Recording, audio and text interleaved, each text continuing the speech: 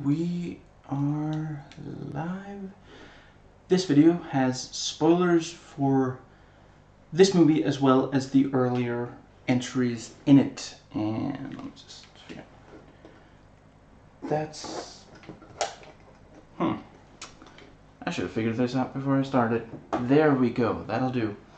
I have greatly improved the lighting, if I may be so humble as to say so. I apologize for the bit of lighting here. It's the compromise. Otherwise, there's just no light on this side. So now, this is a long video, but there are time codes for different sections in the description box. And since I have done other videos on the subject, A, the links will be in the description box, and B, I will try not to restate what I said there. Now, my own quote-unquote film critic rating for this is a 5 out of 10. And my personal rating is also a 5 out of 10. The movie is competently made from a technical standpoint. There's not much, there are some effects, shots and such, but the rest of it really is really lacking, and as such I simply cannot go above a 5.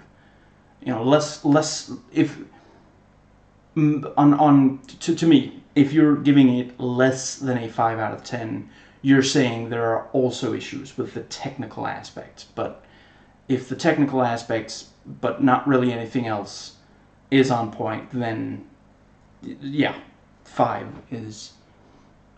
Now, let's see. Yes, I did find this is the first time I watched the movie since 2008, and before that I don't think I watched it between 2003 when I watched it in theaters and 2008, and I watched it in theaters twice because several of my friends wanted to go and they couldn't go the same day. So yeah. Now, come to think of it, I think that might be around the time I stopped going to see movies more than once. I'm not entirely sure if it was because I was so disappointed with this movie, or if it was just, I think it was just basically, financially, I feel like I can make an argument why I watch a movie at least once in theaters, rather than waiting for it to, for the DVD to come out, but more than once before the DVD comes out, and when the DVD comes out, preferably through the library where it's completely free for me to, taxpayer money, go to the. Now, first section, notes taken while watching. There we go.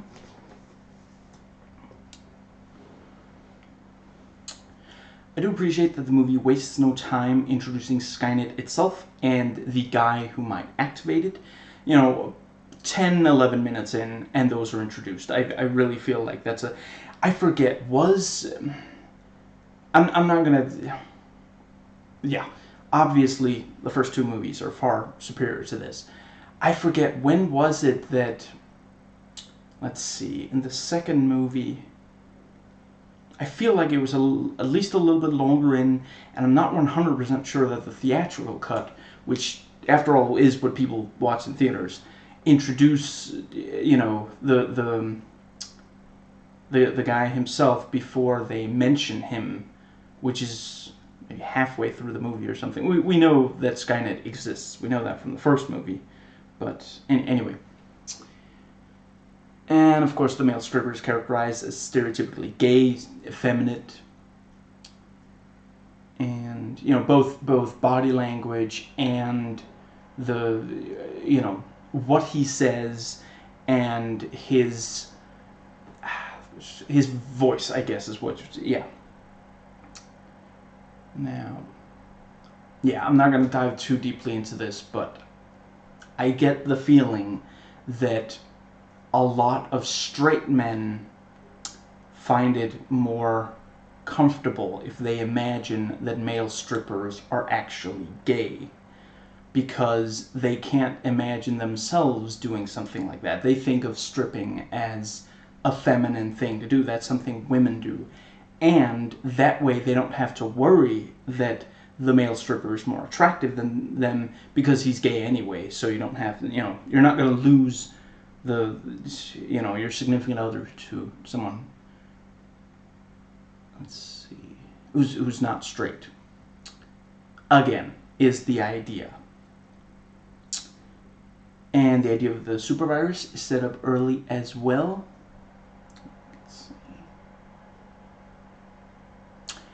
I'm going to go ahead and assume that Kate Brewster knew it was a paintball gun before she fired it, rather than that she shot someone that was already disarmed. I mean, her shooting him with a paintball gun didn't even really slow him down or anything, but that's just, I didn't set up a counter for this. If you're playing the home game, you can set one up yourself, but there are a lot of times in this movie where Kate will set out to do something and will fail miserably and look really pathetic doing it again, because they assume that most viewers of this movie were going to be young straight men, and they didn't want these young straight men to be at all intimidated by a woman who was, so they take great care to not make her more competent, which you will note is something that James Cameron does not, you could say that Kyle Reese is a better fighter than the Sarah Connor of the first movie, but it's not like Sarah is just completely useless or stupid. And, in the second, Terminator 2, Aliens, Avatar, not True Lies, but I'm not going to get into that movie here.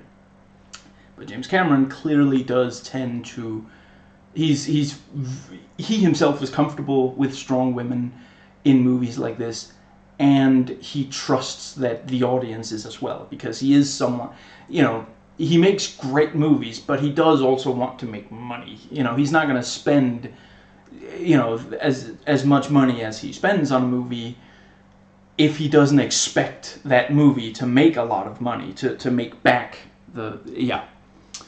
Now, so a dog is barking in a Terminator movie, but it's not because of a Terminator. However, nobody thinks it's because of a Terminator, so it doesn't quite live up to that thing that I've been wanting to see in a Terminator movie for a really long time. I for sure noted it in 2015. I don't remember when I first got the idea. Probably before that. I think even one of the first times I watched Terminator 2, I was like, really? The dog is barking, and thus they know it's a Terminator. There's just, people who believe, if there are people who believe that in the real world, you must be frickin' panicked when your dog barks at nothing, and dogs do bark at nothing. That's not, I love dogs. And I don't think that it's like some, they bark at stuff that we don't perceive as something that is a threat, Now, excuse me.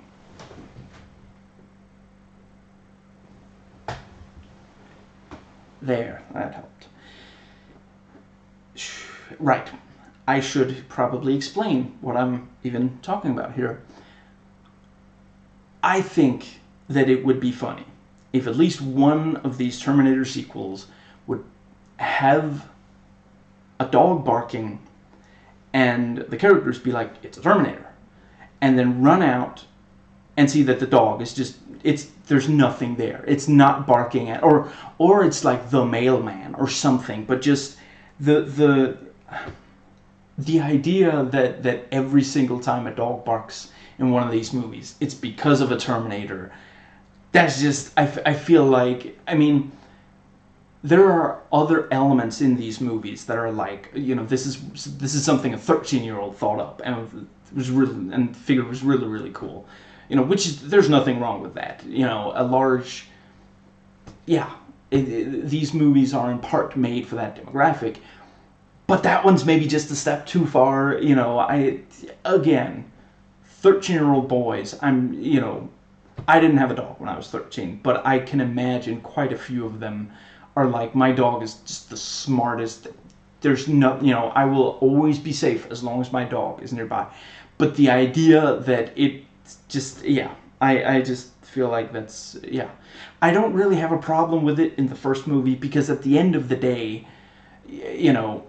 let's see, are there really, there's the one in the future, and you have the tiny little dog at the very start of the movie with the wrong Sarah Connor, and then you have near the end at the Tiki Motel. Those are the only 3 times, and at a motel, if a dog starts barking, there's maybe some reason to it's not like it doesn't ever see strangers, so there's and I would say, I guess I should briefly say, I rewatched the first movie yesterday, and I guess I haven't seen the second one since when I did the video on it. Was that a month and a half? I forget.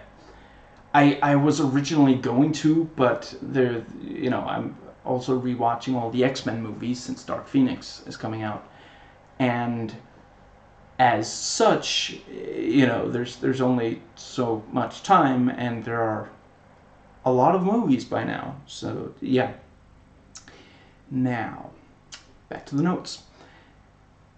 Let's see.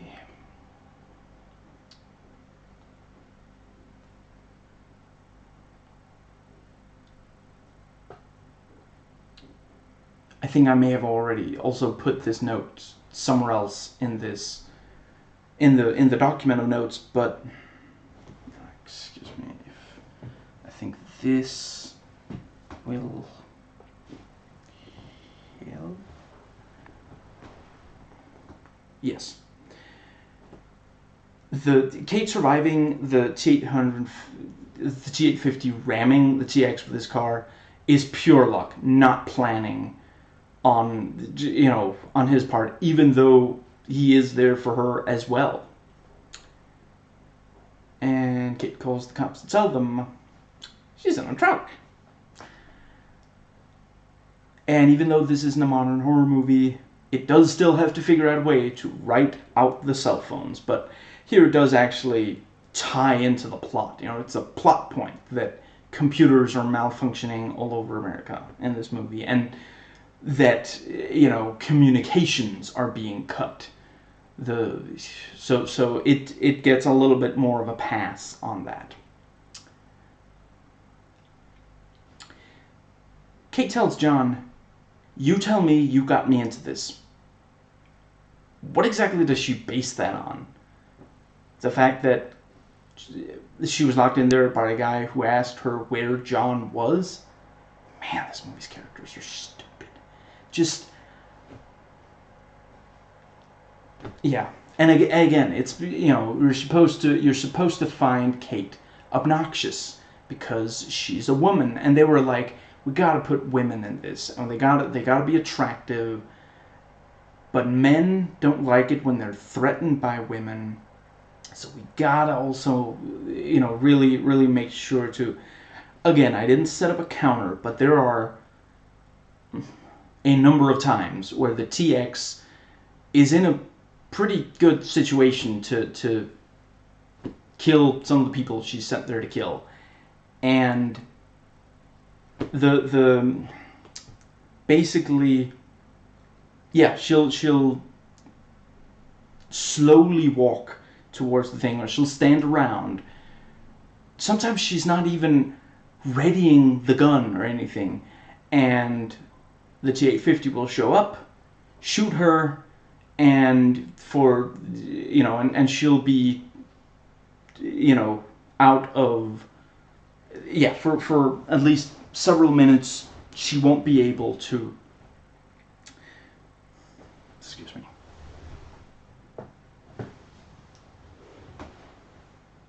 Did the camera move? This is, I know it looks like I'm trying to fly, but I'm just trying to make sure that I'm still in the center of the frame. I realize there's dead space above me, but otherwise I try to be in the center of the frame.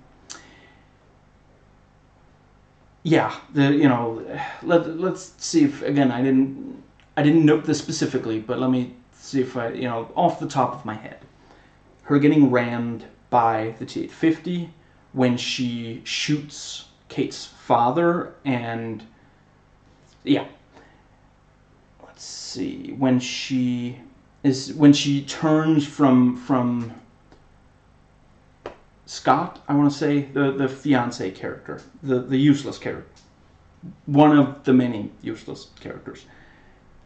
Actually, I suppose. Okay, actually, yeah, I suppose Kate and everyone very directly related to her is a fairly useless character. I guess her father does accomplish a few things. Anyway, yeah, when the TX changes from the fiance back to herself, right? At the cemetery. Let's see. I guess. Yeah, and when she's driving the crane and T-850 just yanks her out with the axe. I forgot to actually count, but yeah, that's 4, just off the top of my head. Anyway, I forgot to note, but this movie does try to keep to a fairly fast pace, and I do appreciate the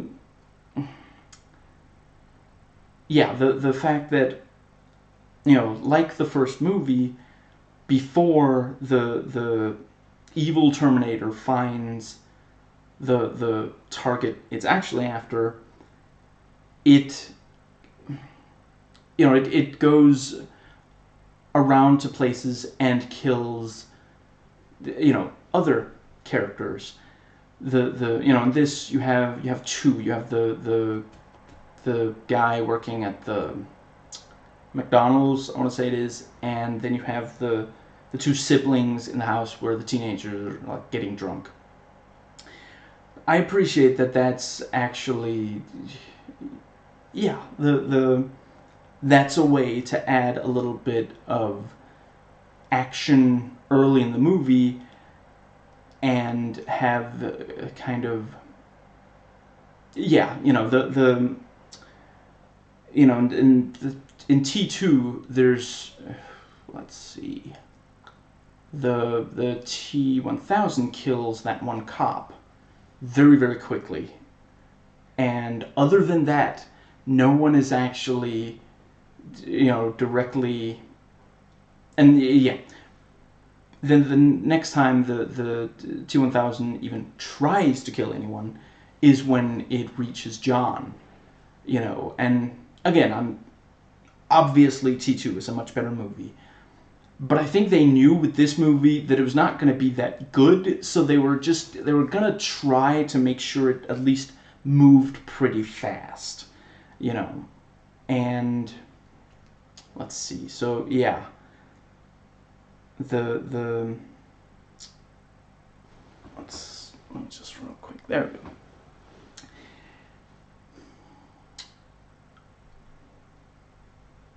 Was that all I wanted to say about that? Yeah, right. And in T2, the T-800 doesn't try to kill anyone at all before the jock douchebag. Everybody else, it only attacks. Very specifically does not kill these. It has a knife in its hand, and it uses it to, I forget, I guess it's like his back, right? To pin him to the billiard table. If the T-800 wanted, it could have slit his throat with no problem right there, and there's that one guy it gets a hold of, and it throws him out the window instead of, again, if it wanted to kill him, that's not what it would have done. So, yeah, anyway, back to the notes. I guess John drove away from the Terminator that was clearly there to save him because he figured that it was sufficiently disabled, rather than that he just didn't realize that he was leaving behind the thing most likely to keep him alive. Just it's again, in Terminator 2,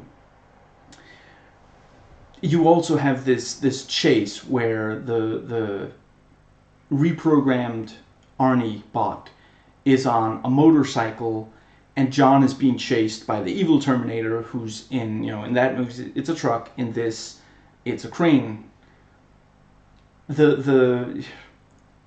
In that movie, the reason that the Arnie bot isn't already with John is because when he has no...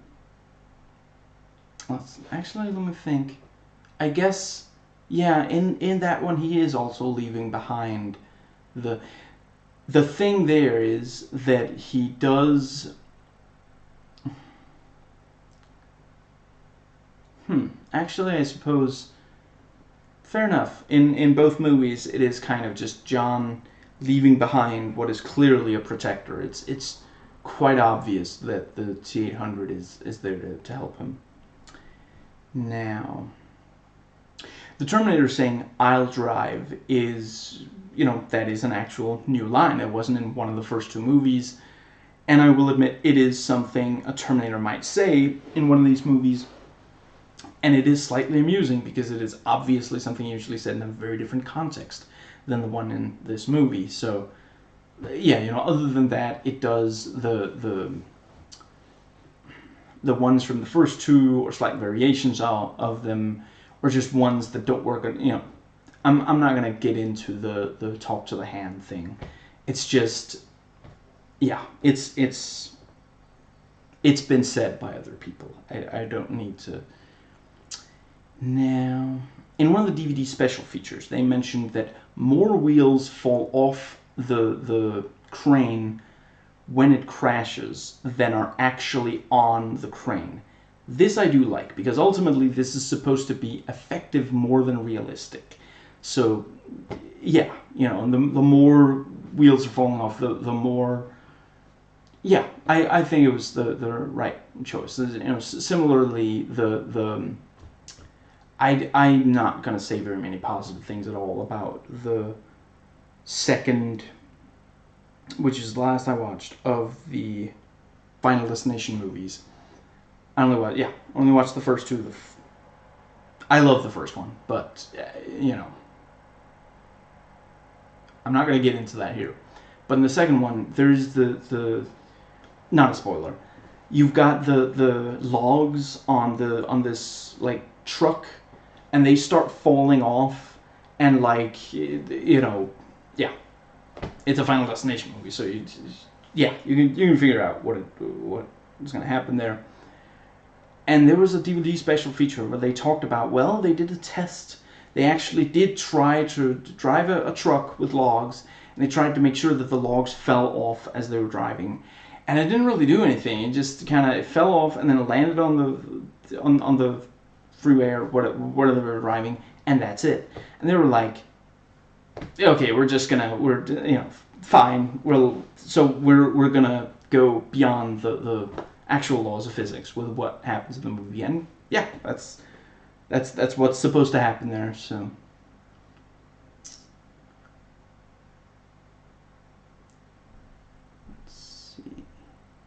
Right, and here I note that the T850 has a very easy way of just getting the TX out of the cab when, again, I'm not asking for this movie to be realistic. I'm asking for internal consistency and tonal consistency with the first two movies, at least somewhat. I didn't, this is too comedic and has scenes that are just embarrassing to these, really cool characters. So yeah, when it just yanks her out with it has like a fire axe, and it's like hooks around her and just yanks her out. It's supposed to be a fairly heavy thing, in other scenes.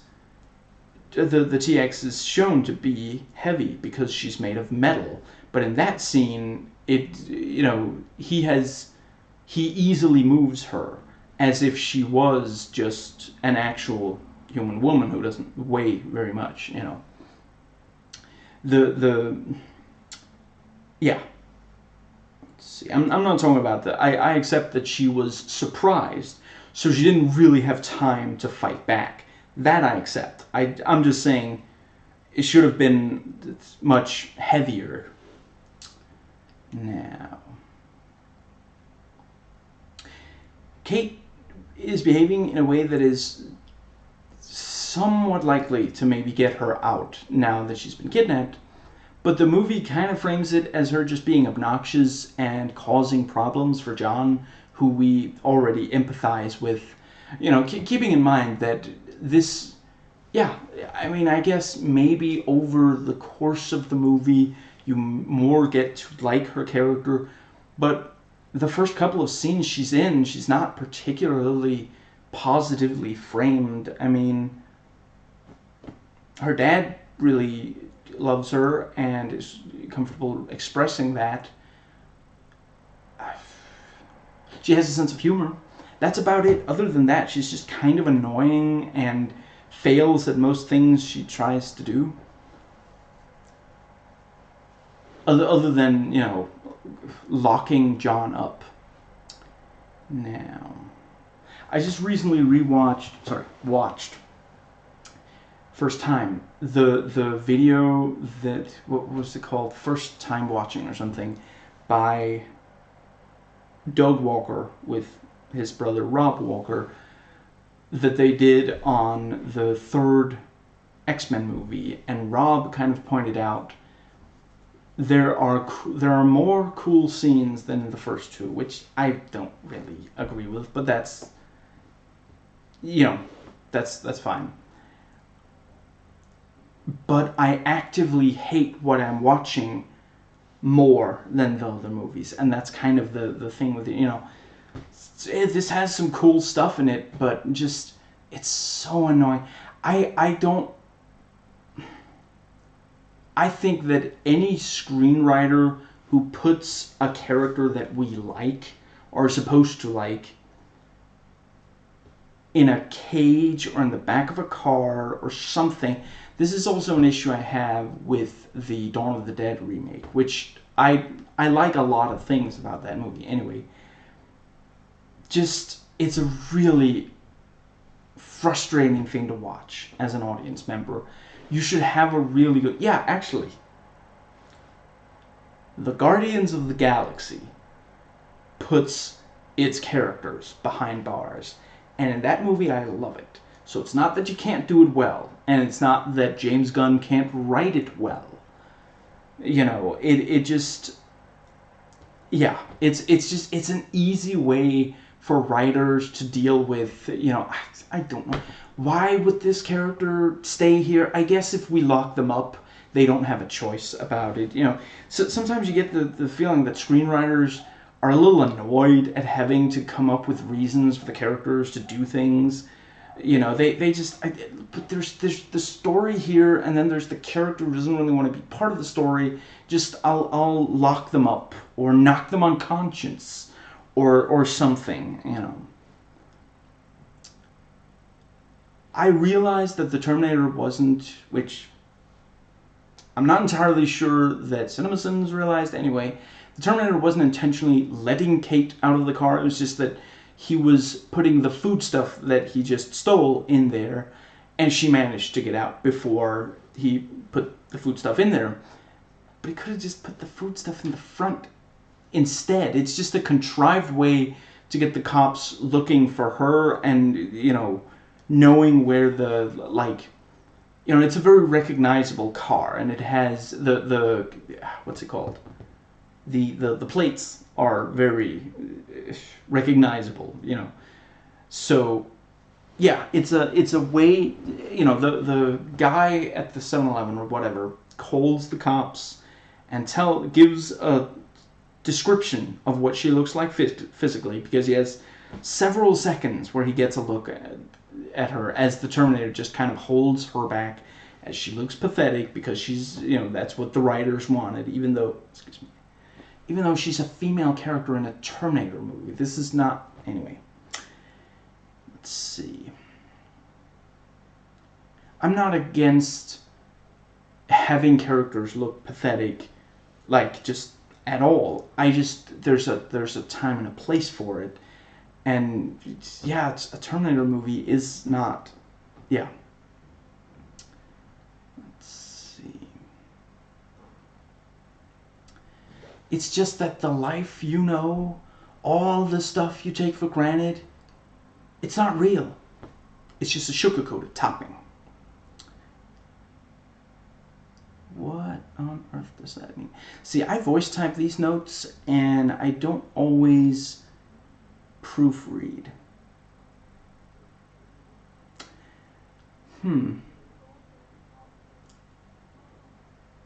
Right, yeah, okay.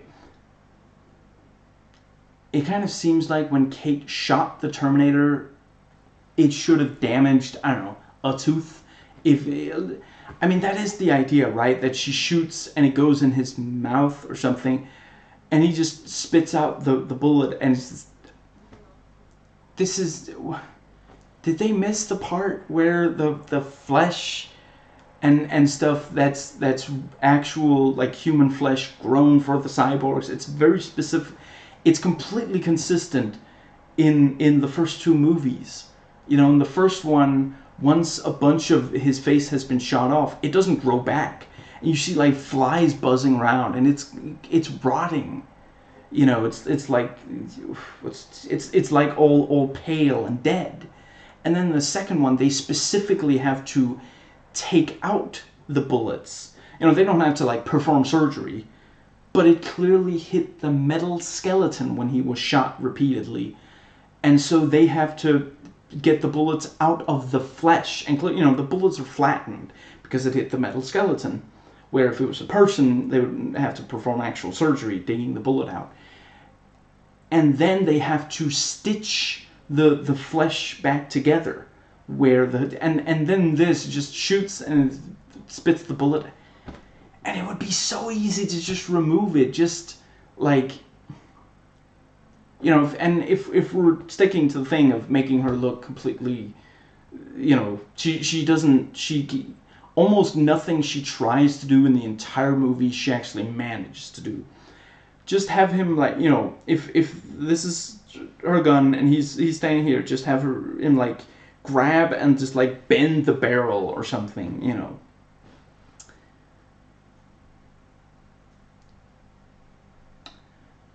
The idea that Kate, of course we don't see this, helps John contact the military and that helps fight Skynet does make sense. I do think that, you know, it's kind of like the writers, yeah, it's broken clock theory. Occasionally they do get something right. Other than, you know, making the action especially big. That's about... There are a couple of things about the action scenes that are good, other than them being big and loud. Them being loud is not a good thing. Let's see, and I do appreciate that when the TX is on top of the roof of the hearse, it is a lot more difficult to get it off than the evil Terminator in the first two movies in the same situation. Both of those movies have, you know, a very similar situation, and, you know, ultimately, I mean, in those movies, the Terminator wasn't really made to, you know, both of those Terminator, the T-800 and the T-1000 were not really made to stay on top of a car as it drove away fast. You know, again, we see in the first movie, these are the Terminators are, it's the kind of thing, you know, you send it out into the field, it finds one or more people, convinces them to let it back, to lead it, yeah, get it to the bunker, and then it gets into the bunker and kills everyone in the bunker. That's there are other situations, but that is where it's especially useful. You know, and like, if you were in this future war zone and you find, like, someone who talks in a very monotone voice, and like their eyes don't, their face does not show a lot of emotion. You wouldn't necessarily think it's a robot wearing human skin. You would think, this poor guy, he's been completely desensitized by living in this horrible situation for so long. So yeah, it's it's the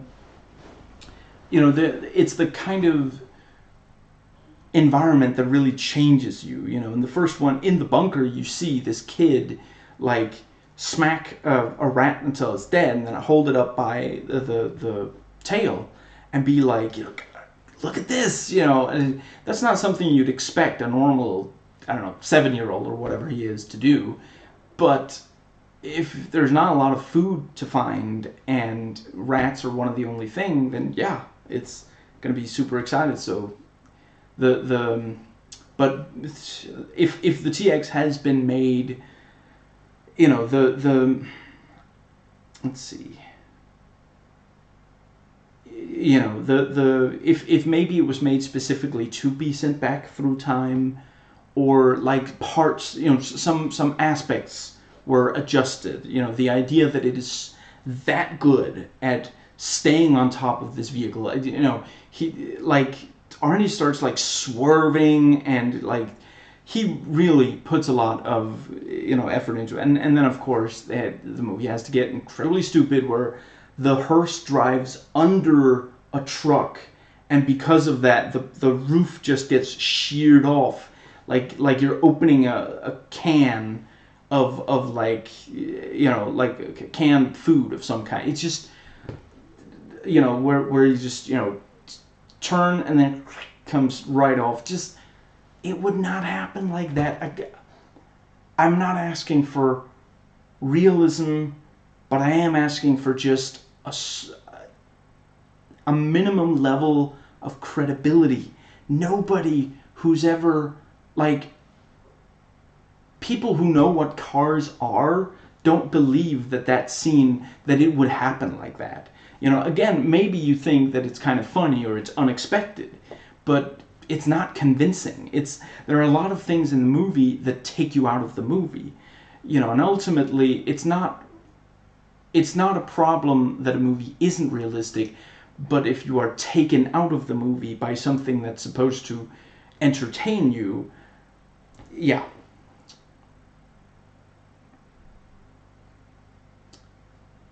And right, I wasn't entirely sure if it was in the movie or if people talking about the movie, but John called the TX the Terminatrix. I forget if the hearse scene is possibly not the first time it was said, but for sure he said, a character in the movie called it the Terminatrix.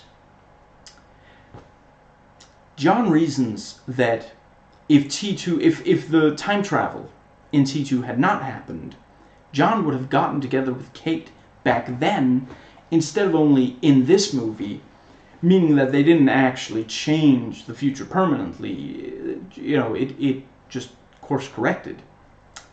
Right after he says that,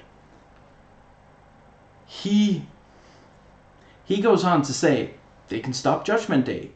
He literally just explained, clearly there's, it course corrects. If you travel back in time and try to change what happens, it just course corrects. We see that in the first movie, where the T-800 that goes to try to kill Sarah actually convinces the what's it called, the human forces, TechCom, to send the what's it called, to send Kyle Reese, who turns out is, he either was, it's if you go by only the first movie, maybe it all, the time travel always happened anyway. But yeah, if you take the course correcting kind of thing, then there was always going to be a John Connor. Sarah Connor was always going to have a child with someone, but before a T-800 was sent back, it was someone else. It wasn't Kyle Reese. T-800 gets sent back, Kyle Reese gets sent back, Kyle Reese impregnates her, So the T-800 didn't change anything. What it did maybe kept her from meeting the man that originally fathered John, but the course correction was that Kyle instead impregnated. And then the second one, originally the let's see, yeah, the war was gonna, yeah, the things were going to go a certain way. I get, yeah, it would. John was gonna do well at stopping the robots even before any time travel in that movie, according to this movie. And then because of the time travel, it just delayed things, and yeah, years after the events of that movie, I'm not entirely certain how many years, but anyway, it actually, yeah, he still meets back up with Kate Brewster and they end up getting together. So clearly he just reasoned, we can't change anything now, let's go change something. Right after John says that he doesn't want to know how he dies,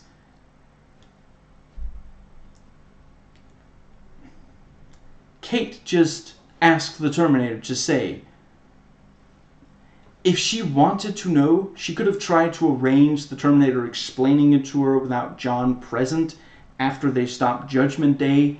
Just, again, that is, like, imagine that you're someone who already carries the weight of the world on their shoulders, and they've just been told that, for sure they die in the future. I mean, obviously, sooner or later he was going to die, but he's being told specific, yeah. T-850 just said that John died before the T-850 was sent back through time. I don't even remember. Did they say it was 2029 like in the other movies? I don't remember. But that it was.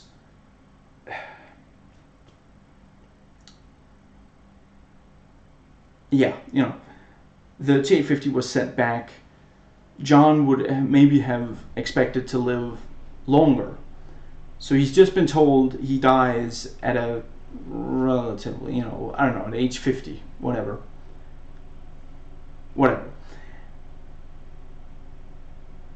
And he says he doesn't want to know. And so Kate just asks. That's such a jerk thing to do. In that, and I'm not saying that you're gonna be in a, like, oh, hold on, I think I skipped ahead too far. Never mind. I'm not saying you're gonna be in this situation. Time travel is very likely not going to turn out to be at all possible. But imagine if it was, and someone is just, yeah. They do a good job of explaining why the communication shutdown is so dangerous, and let's see, and that really is something that would be extremely debilitating to the world today. And I also like, the general really clearly does take his responsibility seriously, and it's really only the call from the Pentagon, and you understand where they're coming from, and yeah, there's the guy tells the general, not only will we not be told if if or when our forces are under attack, theoretically they already are, and they can't tell us because I really like the people who, I mean, it's the same couple of writers who wrote the movie. It feels like certain scenes were written by much better writers, because these scenes leading up to the general turning on Skynet are so much more smartly written, and they keep moving, they keep enough information flowing without it becoming excessive. I didn't have any problems following this when I first watched it. It's not just that I've watched it before and I know what's going to happen. It legitimately, yeah. Why does the little flying HK fly past them once they duck and then slowly turn around instead of just shooting at them after they duck? I mean, I guess the idea, yeah, I think the, you briefly see a POV of it and it's like, I guess it didn't, once they duck, it no longer realizes that they're still there, so it's like kind of confused and just flies over to, like, are my glasses no longer working? Just, does that mean that the U.S. military designed these things to not understand that sometimes people duck when they're being shot at? It just, again, it's because they're trying to build and maintain tension without anything actually happening. And this is, again, it's, James Cameron knows how to do that, but clearly the filmmakers of this really don't. It would, the only reason it flies over there is because they didn't want it to be immediately shot by the. Do they not have, actually, no, I'm not sure they have. Wait, no, they must have guns because it's after the hearse. So why do they just duck and just stay there for all those seconds? I mean, maybe the whole thing is, 10 seconds tops, but the moment that it flies past them, why don't they get up and shoot it in the back? Wouldn't it have made more sense if Kate was the one to power up the particle thing? Maybe she knows how to do it since her father, works with these things. Maybe he taught her something like that. Instead of John, it seems like it's because John is the male protagonist and often the male protagonist is given more to do. And just, yeah, how does he know anything about this thing? It just, I mean, hypothetically, let's say that this was said, this thing was, that he was told how to do that back when his mother and others trained him. Are you telling me that it has the exact same design in, let's say the movie takes place in 2003, as in, I guess, maybe 95 or so was when, yeah, it's just.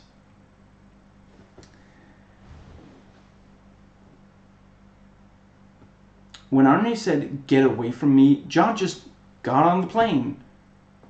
Was he going to fly away and leave behind the T-850? They didn't know at that point that the T-850's been infected, and it's far from the first time that they challenge something that he tells them. There are plenty of times where it says, you can't. I mean, they even managed to convince him to try to stop Judgment Day. So why would this be yeah.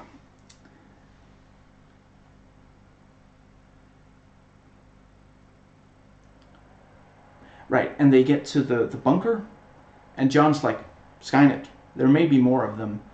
And he just fires the gun, just, well, now you're absolutely sure to attract the attention of any that might be. Did he think some of them were maybe invisible? I mean, I realized that was an idea that from like an earlier script or something, but what does he think?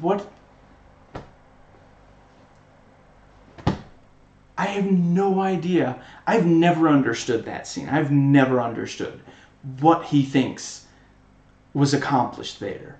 I have no clue. Why does the TX crash the helicopter instead of just landing it outside? I mean, worst case scenario, she could have been buried in rubble like she was earlier in the film. That took her a couple of minutes to recover from. And then she turns around when she hears the helicopter behind her, instead of just immediately running away. Let's see. Or like getting out the flamethrower to attack John and Kate. It's so stupid. We'll meet again. Don't know where, don't know when.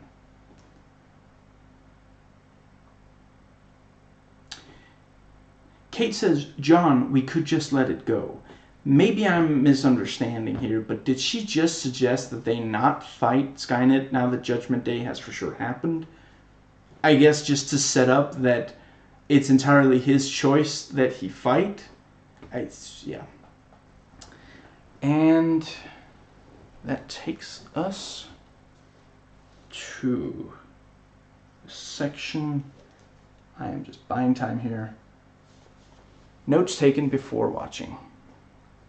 I guess this should be over here.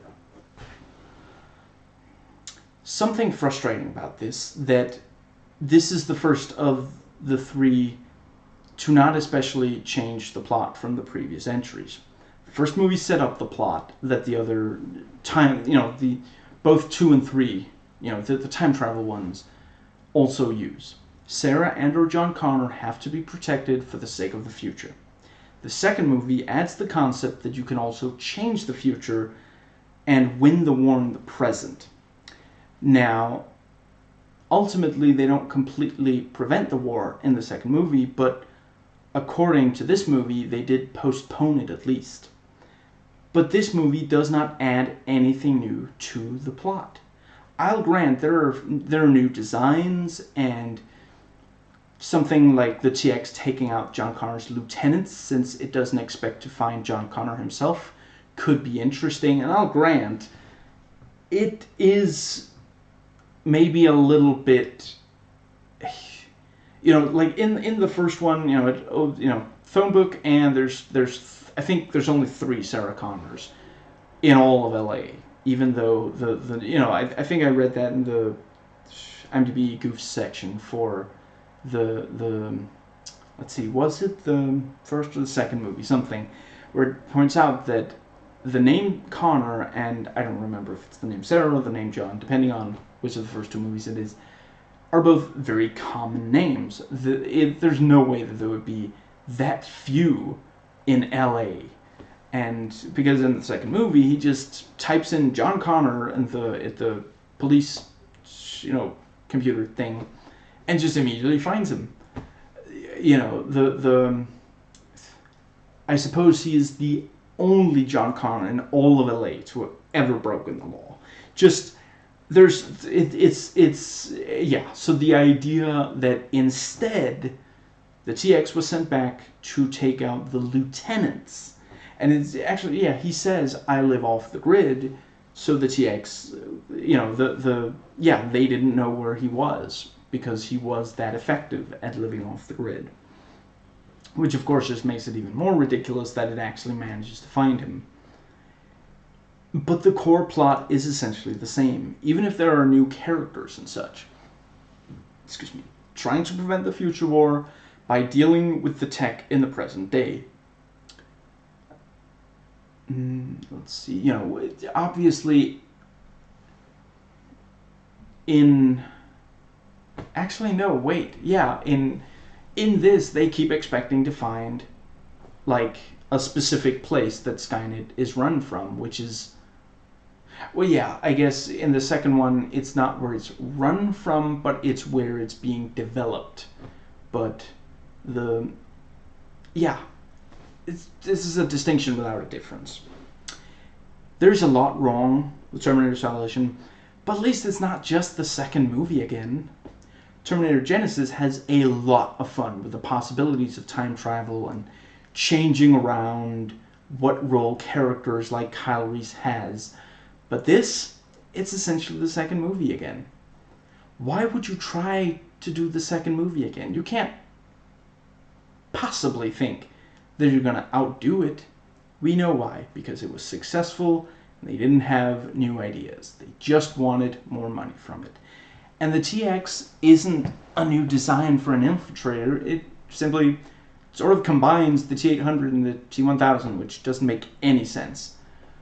And just feels like they didn't really have any new ideas. And if you don't have new ideas, then don't make a movie that is just, I mean, in a lot of ways. There are a lot of similarities between the first two Terminator movies, but the T-1000 is very different from the T-800, in a number of ways, and it's legitimately like, yeah. The T-1000 himself demands a large role in a movie, in at least one movie. It's simply too good an idea to not have at least one movie where he plays a major role, Now, right, and then, this also adds weapons that, the TX also has these weapons that it hides inside the body. This is a cool idea, but it's frustrating that the TX doesn't use them in several places where it would make a ton of sense to use them. It doesn't feel credible that the T-850 could take out the TX. Ultimately, part of the T-800 taking out the T-1000 is luck, contrivance, and situations just, working out. Seriously, a jackknifing truck full of liquid nitrogen right by a lead smelting plant, and then the T-800 comes up the what's it called? It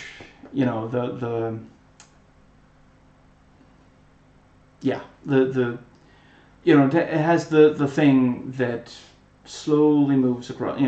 The T-800 is there, and it's got the grenade launcher and hits fires the grenade that so messes up the T-1000, even just its equilibrium, to the point where it falls into the molten lead.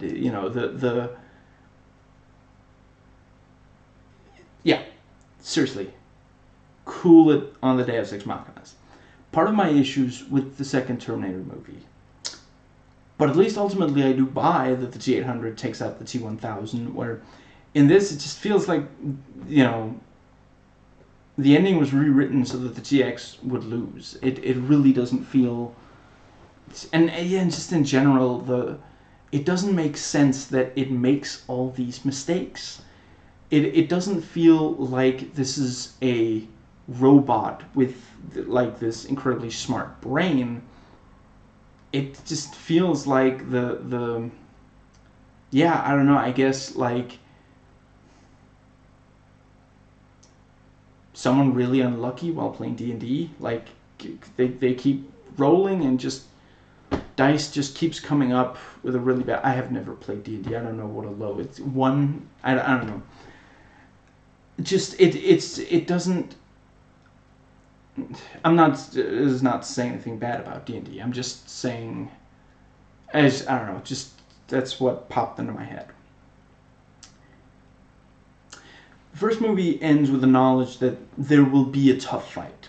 Though there will be a tough fight, humanity will win the war against the machines. The second movie ends with the suggestion that maybe the future war won't happen at all. Ultimately, I mean, in a way, kind of part of the text, to get into subtext, part of the text of the second movie is the war was prevented, but somewhat subtextual, I guess, almost, kind of textually as well. The decisions human beings make can help prevent violence. If you're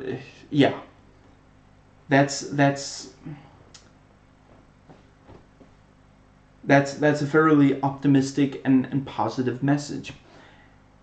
And then this movie just ends with Judgment Day happening. So this movie essentially renders both itself and the second movie completely irrelevant. We're back where we started. We're back at whether you only watch the first movie or you watch the first three movies, you are at the same point. John will lead the humans to defeat the machines in the future. Every evil Terminator sent back to kill Sarah, John, or both failed to prevent John from becoming a great military leader. Literally the only thing that is present at the end of this that we weren't confirmed by the Polaroid of Sarah, which Kyle Little gets at the end of the first movie, is Kate. And T-800 says later your kids will become important, which sounds distinctly more Back to the Future than Terminator. I will grant that human beings will need, something even after the war is won, and being a great military leader does not necessarily mean that you're great at rebuilding the world after a nuclear holocaust. So maybe that's something that only the next generation of Connors will accomplish, but it's just, yeah. I will admit that it's gutsy to end on such a downer note, but again, it just completely invalidates I'm not saying every movie has to make a compelling case for the existence of itself. I'm just saying that I don't know how to end this sentence without completely contradicting what I've just said. Some movies don't make a very compelling case for their own existence, and this movie, yeah, the Terminator is just a mix of the two types of Terminators we've already seen.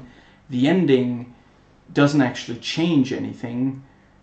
Yeah, literally the only new thing is Kate, and she's not particularly compelling, by design, because they didn't want young men to feel threatened. I've said many negative things about Universal Soldier: The Return, and I stand by that. I don't think it's a good movie. But at the very least, and certainly the interesting concepts that it has, it takes from better movies. But at the end of the day, that Universal Soldier: The Return does have a different kind of, it introduces new concepts. You can't really claim that it's just the exact same thing. I'm not going to spoil the Universal Soldier movies in this video, but they are,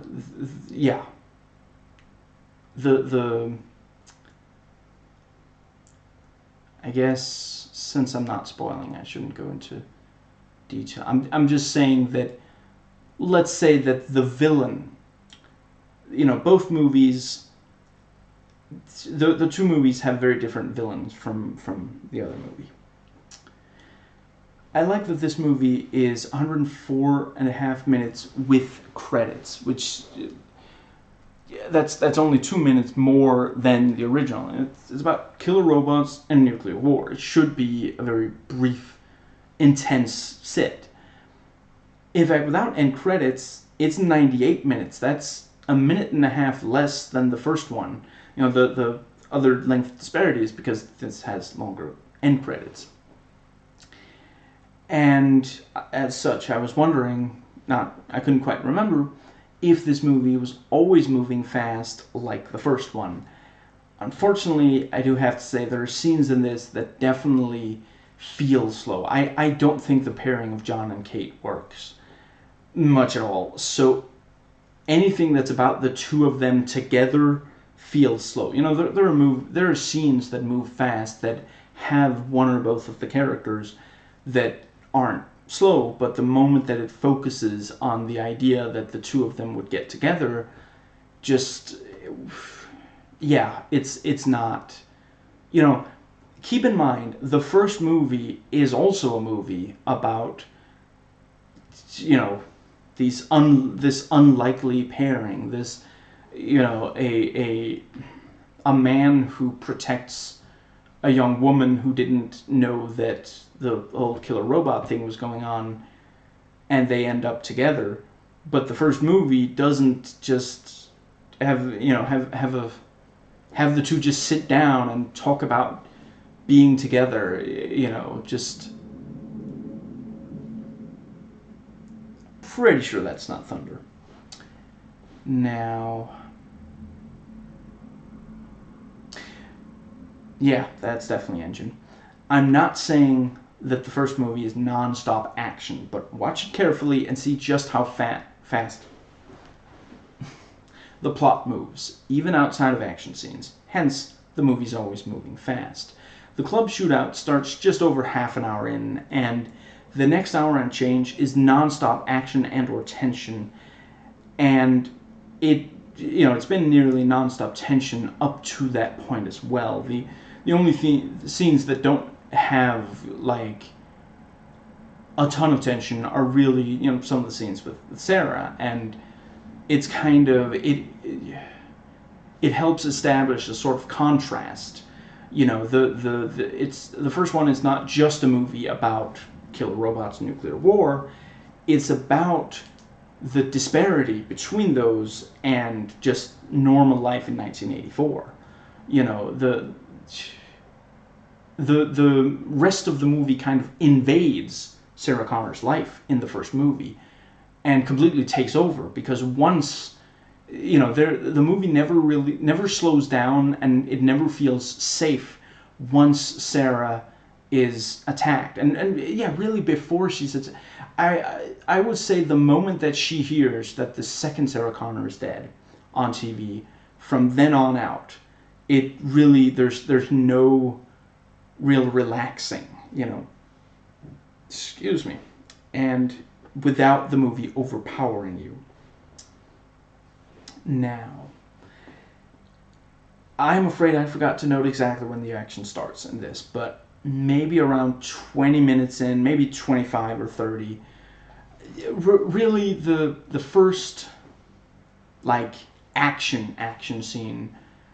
Really, it's when the TX starts attacking Kate. When the TX shows up at the vet, and the pet vet, not the war vet. And she shoots the woman at the vet. From then on, tension and suspense. And before that, also, there's tension when the TX is on screen, and when the general is talking with his staff about Skynet. That's really, I really wouldn't say there's tension when John is on screen before the Terminator enters, and the Kate scenes certainly don't. And yeah, maybe they were trying to recreate that effect, to have, Kate basically takes Sarah's place in this movie. They're redoing the first movie with this other character in place of Sarah, and then the plot, the element from the second movie, two major elements from the second movie. The fact that the Protector is a reprogrammed T-800 as Arnie bot, and the idea of blowing up, wherever Skynet is based, to destroy, to prevent the war. But yeah, other than that, it is basically and yeah, for that, it needed better writing, it needed smarter writing, and definitely I think it's genuinely frustrating for the viewer if the movie you're making has a major character that is just really obnoxious, and it's very clear that the filmmakers don't particularly like Kate. They just, why did they add her? I guess for the element that,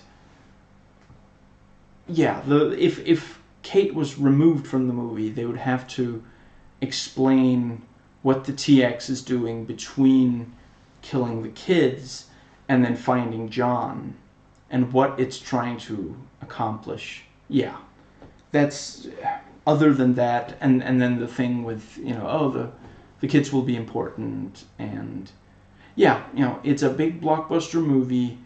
You'd expect there to be at least one female character. And again, in James Cameron movies, he trusts that audiences will flock to the movies, even if he doesn't put, like, this is going to sound insulting, but, like, even if he doesn't very heavily sexualize the female character, the female protagonist, I want to clarify, Linda Hamilton and the woman who plays Ripley, they are attractive women, but they're not like sex icons or something, So I will grant that the Titanic, he clearly in part, he wanted a, someone that the men would fantasize about, and same for Avatar and True Lies. But with these other movies, he didn't feel the need to. But with this, both of the major female characters, you hire. I'm not saying that they're not also talented. I've liked both of them in other performances of theirs, but in this, just they look attractive, and I'm gonna get more into that. The TX has her own section in this video, so that's where I'm gonna go more into that. But yeah, by and large, Kate doesn't really contribute very much, other than all these frustrating, and again, the I'm going to try to avoid saying the first and second Universal Soldier movies, because technically The Return is not the only quote-unquote second Universal Soldier movie, but the first Universal Soldier movie and Universal Soldier The Return, USTR. US and USTR, in that first movie, I'll grant she can be a little annoying. The character is, she's a little annoying to the audience, and she's a little annoying to other characters, but she does contribute. And the first Universal Soldier movie would have to be massively rewritten if you wanted to remove the female character, the female protagonist. The second one clearly, again, does not like the female character, and she's there because she's attractive, and I guess for someone, so that there would be someone for Jean-Claude to, like, exposit to. I guess that's pretty much it, so that he wouldn't just be by himself in these. I don't know that there's really any other. Is the lighting? I feel like the lighting's not. It's okay.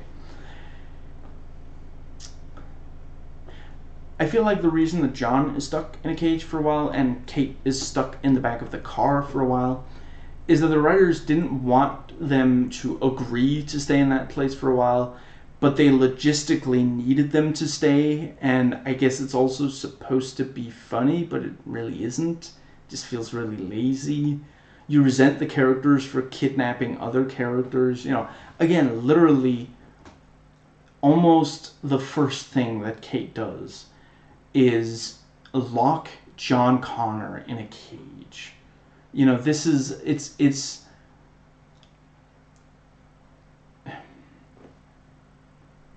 it's very important what you have characters do. You'll note that the first time that Kyle Reese directly interacts with Sarah, at first he's just, he goes to her place and he starts stalking her, so that, because he doesn't know exactly what the Terminator looks like and such. The very first thing he actually does when he shoots the Terminator and then runs over to her, and says, you know, come with me if you want to live. I am here to protect you. This, you know, you are in danger, and I am here to protect you. That is a very different thing from the character just saying, you know, you just neuter yourself with pills, and then like locking them in a cage. That's, yeah.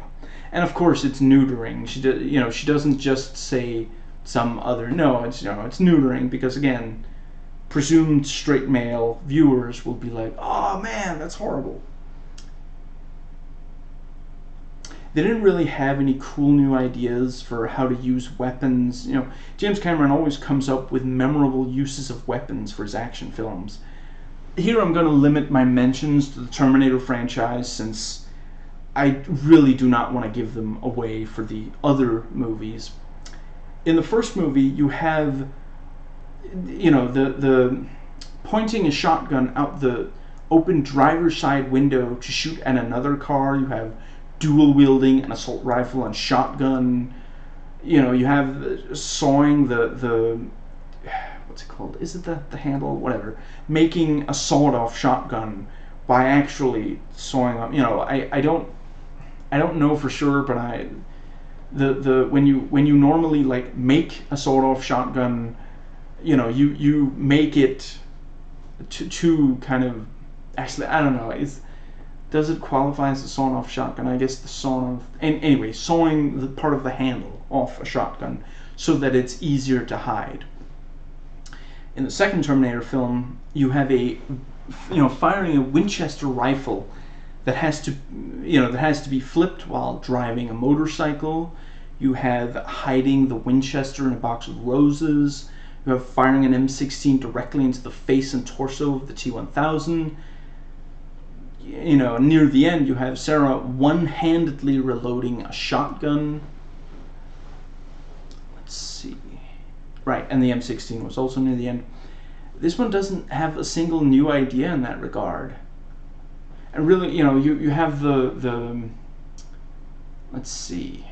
I don't know, yeah, maybe I guess the him holding the coffin and holding the machine gun at the same time is supposed to be the new one, but yeah, I mean, if that was the idea, then they should have made the scene otherwise more different, because ultimately him firing the machine gun, it's just them copying. You know, you can't call it an homage because it's really not. Excuse me. You can't call it an homage because it's just too similar and there's no neat twist on it. They're being attacked by a SWAT team, so the reprogrammed Arnibot fires a machine gun at, you know, police cars. That's the whole, and it doesn't even seem to do much in this one. In the first one, you clearly see like they're running away, they're ducking, and all this. In this one, we see a couple duck, but the moment he turns his back on them, they're back to shooting at him. I mean, I realize that they also still shoot at him in the, you know, but in the second movie, it doesn't feel, yeah. Maybe the closest the movie ever comes to a new idea in an action scene, something we haven't seen anywhere else, is the crane chase, which ultimately is just, you know, it's more big and loud than fun, and it's kind of just, I mean, in the first two movies, when the evil Terminator gets behind the wheel of a truck and drives directly at, you know, it's this big flat surface that comes directly at people, and it's a genuinely terrifying prospect to be run over by a truck. You know, that is, it's a machine that is very deadly and dangerous, that normally, you know, it's not like you panic every time you see a truck. You know, James Cameron is pointing out that incredibly deadly machines are all around us, and most of the time we don't think of them as such. Yeah, so, you know, the crane is just, it has the the crane arm, I guess is what it's called, knocking down a bunch of poles, and for a while Arnie is stuck to it, and then she hits the crane, I don't know, crane hook against a bunch of stuff. It's not really that different from the truck stuff in the first one. And again, I'll grant that the T-1000 gets behind the wheel of a truck twice in the second movie, and that first time is maybe a bit similar. Actually, no, yeah. The first time, the big difference between that and the one time that the T-800 in the first movie gets behind the wheel of the truck is, in the first one, Sarah is running away, and then Kyle throws the I want to say second to last pipe bomb into the exhaust pipe.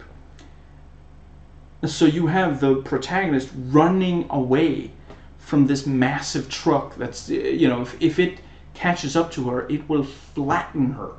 It's not just going to kill her. It's gonna just completely destroy her body.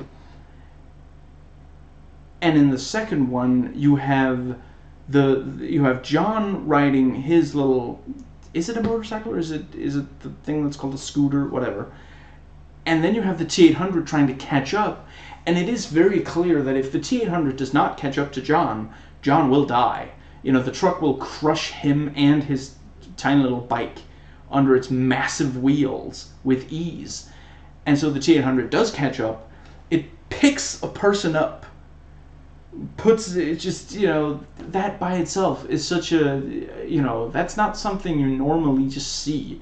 It's not like he's an infant. He's what, 10, 13, depending on whether you go by the actor's age or the character's age. Did I get those backwards? Whatever.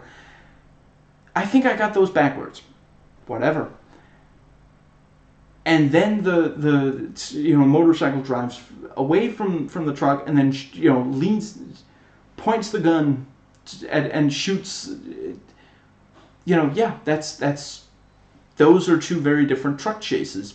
And then the second truck chase, the truck jackknives and covers the T-1000 in liquid nitrogen. So yeah, let's see.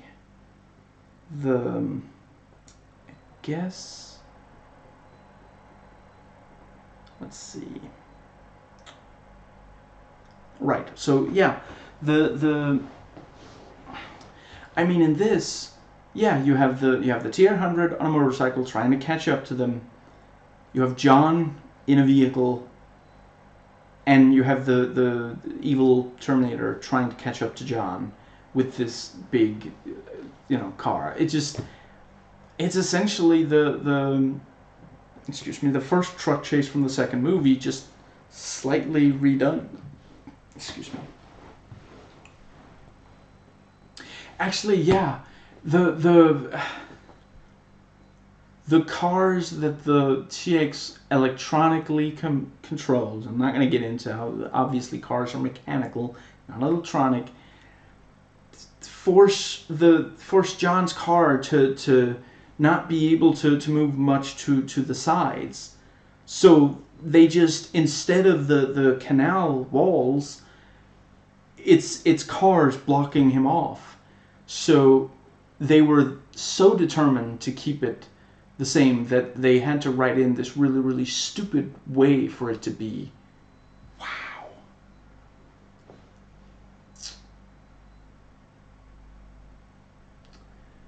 Now, in this movie, the Terminator says that Judgment Day is inevitable, and it was just postponed. Now, obviously, the writers had to do something in, they had to have something in there explaining why the movie exists at all, but they weren't willing to make an effort. If they just watched the second movie closely, they would know that the T-800 lost an arm in the factory near the end, and that in the final cut, that arm is not shown retrieved and disposed of. As far as I understand, the novelization of the second movie does feature that, but that doesn't count for movie continuity. as far as I know, there is not a single cut of the movie that shows them retrieving and destroying that arm. If Arnold just briefly explained about that arm, maybe even with a little footage of it being found, I mean, did they have the rights? Could they have just used footage from T2 that shows that arm still stuck? You know, do one of those two, and there you have it. But let's see, and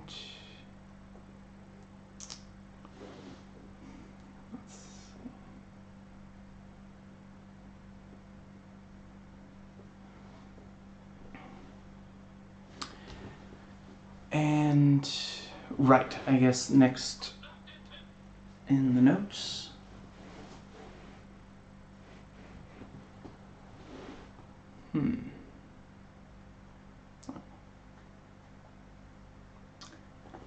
Give me a moment. There we go.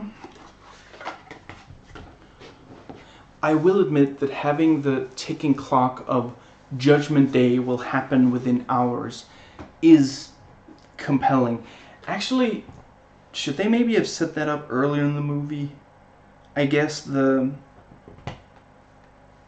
argument could be made that the moment you set something like that up, you know, the rest of the movie really has to move very fast, or it will feel kind of unsatisfying. The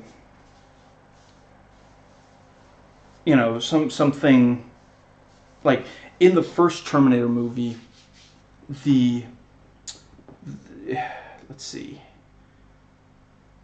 when Sarah is actually told, like specifically why, you know, she's told that it's her son that will make, you know, that's maybe halfway through the movie or so, excuse me, maybe more, and you know, from then on, it is very kind of, yeah, you know, the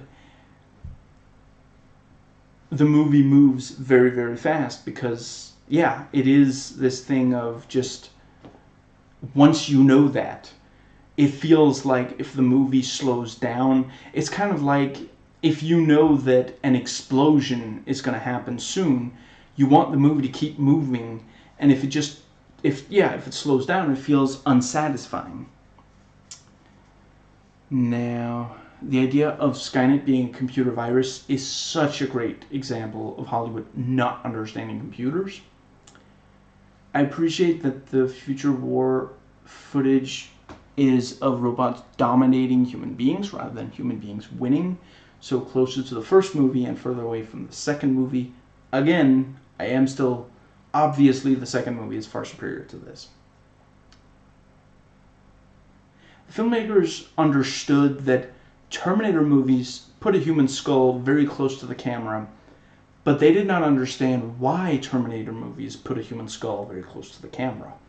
It's obviously so that a futuristic killing machine can crush it, you know, symbolism.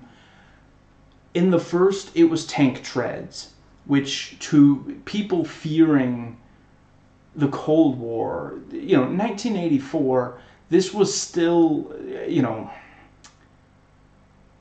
I mean, World War II was, of course, quite a while ago, but the idea of, like, tank treads as sort of just this, you know, this destructive machine was still something that people really responded to. And yeah, I mean, you'll note it's not really so much seen in the other ones because maybe people no longer respond to that kind of imagery the same, which I still say the moment that the Cold War ended, it made a lot less sense to have the whole, but I go into that in the video on the first movie.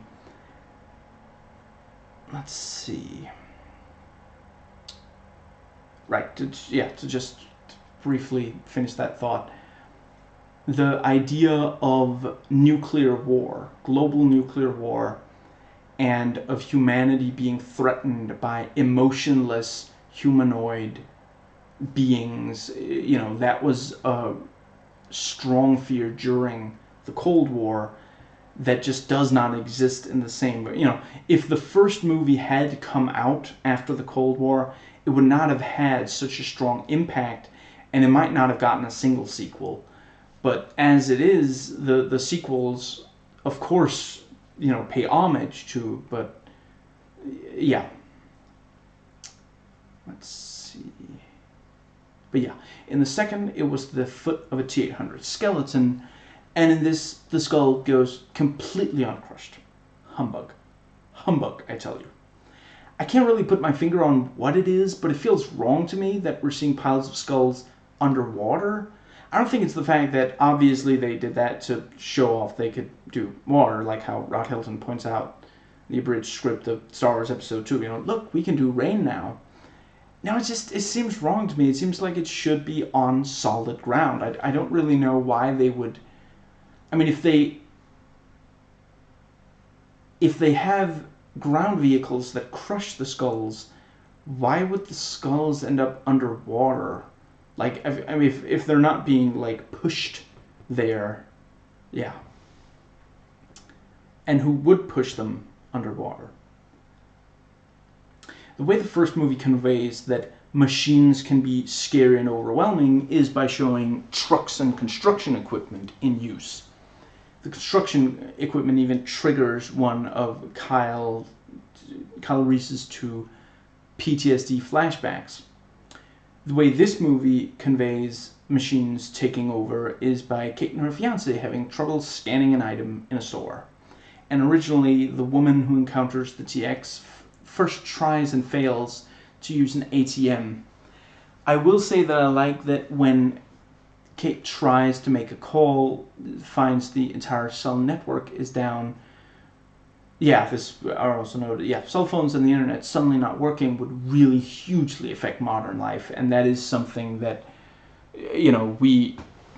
that people knew in the year 2003. Oh wow, how did that even happen? Huh. Well, screw you too, Microsoft Word. I don't really. That was remarkably. How'd that even happen? Ah, crap. Right, now, yeah, from here on I should be able to pretty quickly. Yeah, and I'm sorry, I'm not going to be able to avoid the camera bouncing a little bit here. But fairly certain I will have reached the part in the notes. Here we go. Okay. So, and let me just real quick test that. Yeah, it's excuse me. And yeah, pretty much. Let's see. Right, yeah, hugely affect modern life. It's a logical early move in a war to defeat humanity, and obviously part of it is also story purposes. Let's see. Honestly, it may simply exist because the story needs Kate to not be able to contact her father before they're face to face. And again, I know tons of modern movies have to write out cell phones, but hey, broken clock theory. Some of the effects are quite good, but this is one of those movies where for a lot of the CGI, they got kind of drunk on their power, and they're so in love with what they can do. They didn't just go for what was necessary for the scenes. Many of the CGI creations will move very slowly across the screen so they can really take in how detailed and lifelike they are. A brief. Let me see. Yeah. I didn't note this here, but I only really thought of it after in the second movie, after the T-1000, after the truck explodes around the T-1000, you see the T-1000 just walk out on, in its silver form, and then it turns back into looking like the cop. In this, when the TX walks, as Scott towards Kate, and then turns back into the TX, they weren't content to just have a person be, look silver and then turn back into looking normal. No, they wanted to move the camera around, and on the DVD we see how they actually had to film it, at least once with the Scott actor walking, at least once with the Kristana actor walking, and the Scott actor had to wear like heels because he's not as tall as Kristana looking, and it already doesn't make sense that the TX is turning back into its normal form before the let me think. Instead of attacking Kate first, but the effect, it's there just because they thought it would be cool and because the thing of like moving the camera around something in a cool looking way, that was something that the Matrix popularized, and they knew that the Matrix Reloaded would come out the same year. Anyway, yes, a lot of the effects are quite convincing, but they draw attention to themselves. Whenever something's moving slowly and you're seeing it in excruciating detail, you know that it's CG, so it has the opposite effect of what they were going for, and sometimes kills the pacing of the action scene, or it's trying to build tension, but it's still a little too fast for that. It's over too quickly. It's also an issue for the ones that don't move slowly, that move at natural speed, and something stupid will happen just because it looks cool. Smart characters will make stupid decisions, for example. If the power cell is a small nuke, why doesn't the T-850 throw it further away? Just stop the car, quickly get out, and toss that sucker as far as you can. You can't tell me that it can't throw it at least a little further. I get that he's supposed to be unfazed, but the explosion could have badly injured John. Excuse me. Now, some of the lyrics of the rock song that the final end credits run over. Just use the theme. Anyway, go. I've been thinking about the future. I hope someday I'll get away. Now, it wasn't written. Let's see. It's called The Current, and it's by the Blue Man Group. I know nothing about it. Like, they're three guys and they're blue, and they inspired that one guy in that show, Arrested Development. I want to say it's called. He blew himself. That's literally. I know nothing else about them. But yeah, as it wasn't written for the movie, but it did come out in 2003, like the movie. So like the rock song in T2, or was that written for the movie? Whatever. Let's see. Yeah, and some of the other lyrics are, "Don't look for me now, I'm not around. All day long I'm underground." And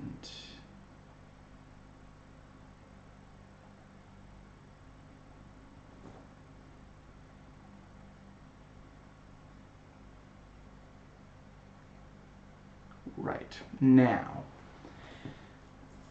let's see, I went through my, let's see,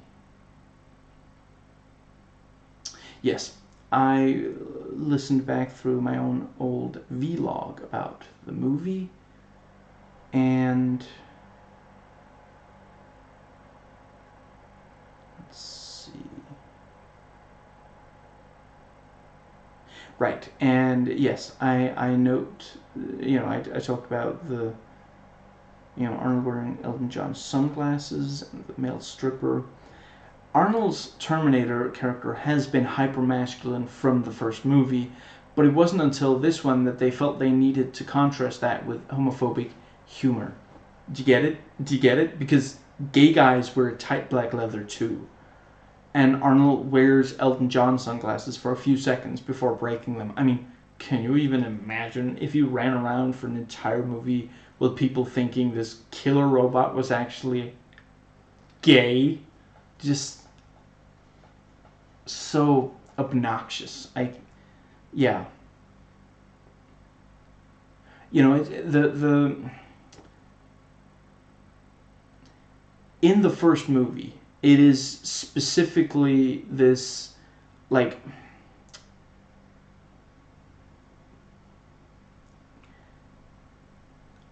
the Arnold character being like this, yeah, this right. And yeah, let's see. Yeah. You know, Arnold being hypermasculine. In the first movie, it is supposed to be kind of, you know, the first movie isn't saying that that's some, like, a goal that you should always be hypermasculine. The only character who is always, in fact, the you know, the movie clearly identifies the fact that Kyle Reese does not feel any emotions as something that, you know, okay, maybe it makes him a better fighter that he doesn't feel emotions, but it's not, you know, it's not a good thing for a human being to not feel feelings. The hypermasculine character is the bad guy, and which is not saying that, you know, masculinity is automatically bad, but it is. Yeah, I think I've pretty much said what. Let's see. Yeah, actually, yeah, and the second movie has a little bit of, you know, some of the humor. Yeah. So some of the humor plays off that. You know, that Arnold is, you know, this hyper masculine, you know, by nature, but then, you know, he'll be told to stand on one leg, or like his salute, you know, do you have a quarter, and he just smashes the thing and picks up the, you know, that is like the hyper masculine is, oh, you know, I will break a thing to obtain the, yeah. Now, let's see. Right, and I note here, you know, the movie has a ton of coincidences, which makes it easier for them to keep the movie moving faster, and, you know, let's see. And to make the scenes more dramatic without much build-up. You know, General Brewster sees his daughter shot, and it turns out to be the TX, and she sees him shot. You know, Miles Dyson isn't related to the Connors except for Skynet, and yet we do care what happens to him. You know, if T3 was the same, but Kate and the General weren't related, we wouldn't really care that much. You know, not saying we do particularly care, but you take my point. You know, that was the choice they made, and, you know, and I would say that it's the wrong choice. I don't think that it's like, you know, they didn't know any better, or they, you know, I don't know if they could have done it better, could have done it differently, but clearly that is, you know, yeah, they chose, if we use coincidences, then we can keep it moving faster. Let's see.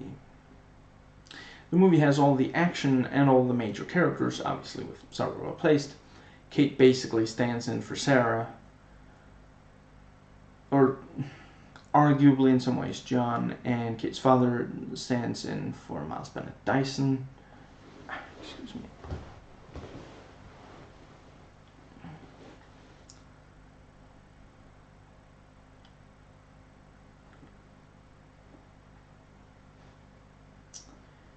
Now, right, moving on to the commentary tracks and other DVD extras.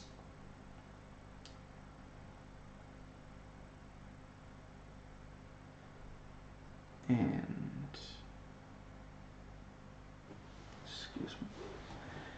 Right, Arnold talks about on the commentary track, you know, he had to live up to expectations for what his body looked like, you know, now 20 years after, and I mean, we only came out 12 years later, or maybe he's talking about the first one, which was 19 years, but, you know, he was quite, you know, built in the second one. Now,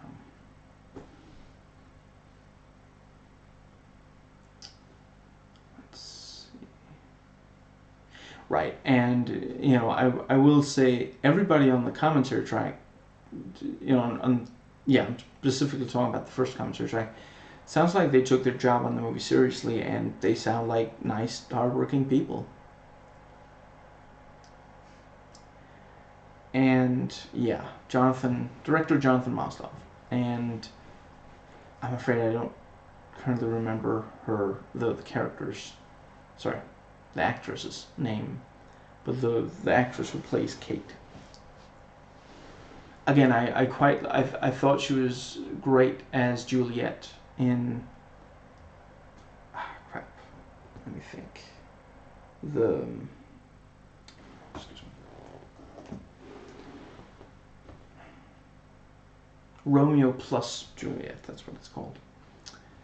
But yeah, they talk about how the movie's largely the male hero story, and Kate is not as dominant, but she figures out about the bunker before he does, and Jonathan says that it is generous of her, and not all actors would be, and I guess that's one way to look at it.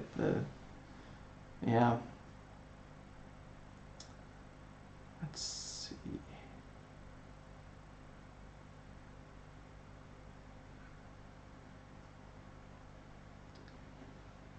And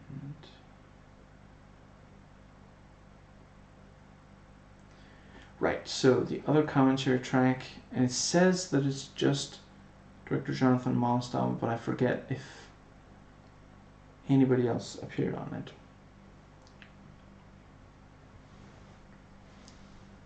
Let's see. When they filmed Kristanna Loken walking in the nude, they had erected barriers so that no one could be a peeping Tom. I appreciate that, and I imagine Kristanna did as well.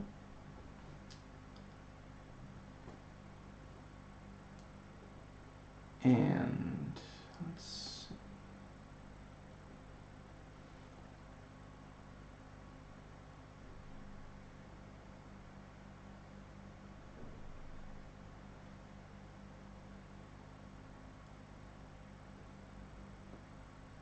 And he says he loves the shot of the TX having an orgasmic reaction to finding John Connor's DNA, and yeah, I have no idea. Well, I have some idea why.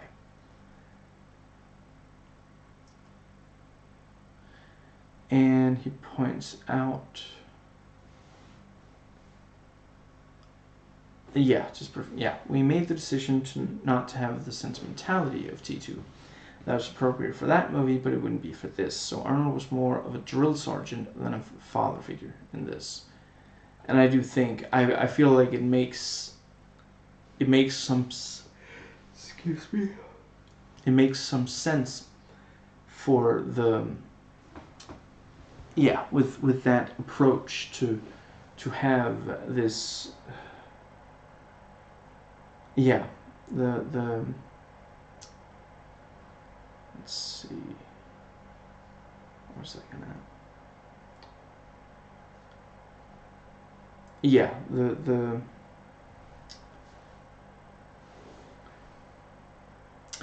and let's see.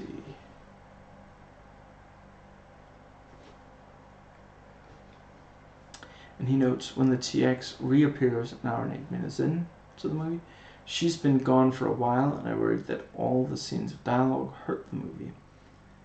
Now, maybe that's what the following is about.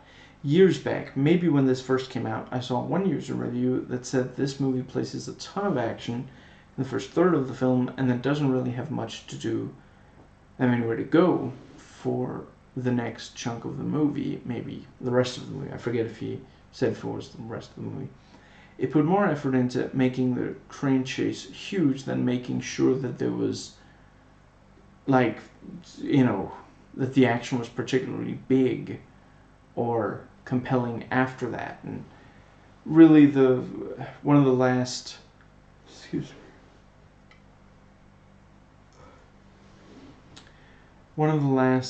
really great action scenes was maybe when the TX is thrown off the roof of the hearse.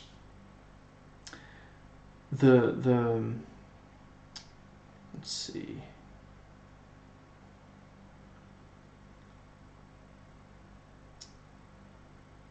Yeah, I mean and certainly some of the action after that is not as, like, what's the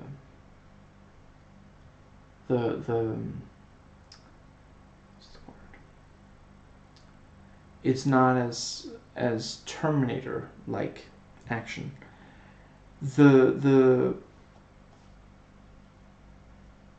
I'm gonna compare. Excuse me. Some of the things where we can compare the movies in T2 when when the good guy stands and fights against the evil Terminator. In the first movie, it's because simply he cannot get far away from the Terminator. Excuse me. As Sarah gets, she can move faster without him. And he also has the plan that, once it looks like he's been defeated, he's gonna stick the last pipe bomb in, like, its torso. And the second one, it's this thing of, like, the T-1000 being creepy and being adept at, like, sneaking and such.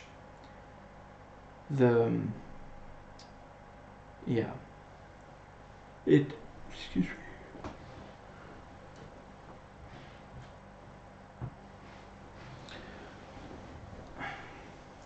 Yeah, the T-1000 disappears when the T-800 briefly looks away from where it was.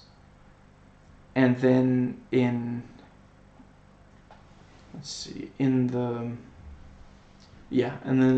when they have the fight where where the Terminator stands and fights the evil Terminator, he was going to try to shoot her, but he was out of ammo, and she just walks right up. She just walks right up to him. If they were gonna do the jump scare where she's suddenly just there, they did it with Kate when she was in the car, and the TX throws her away from the car. Maybe it would have made more sense to have it be in this scene. And the TX on the roof is like a bigger version of T-1000 climbing onto the back of the car, which was T2's version of the T1 scene where T-800 leaps through flames onto the front of the car as Kyle is driving. Sarah also has her take fire from an AR without being rendered completely useless for several seconds, like the T-1000 was near the end of T2 right before the crash, so appreciate that. Now, she's thrown off the roof 57 minutes in, and that means she's gone for about 21 minutes, and the rest of the action isn't big enough to live up to Terminator movie standards. Now, I'm on record as not liking that the T-1000 has gone for 40 minutes of T2, but that movie can survive that kind of thing much better than this can. Now, there's never a long while without action. The movie really does have...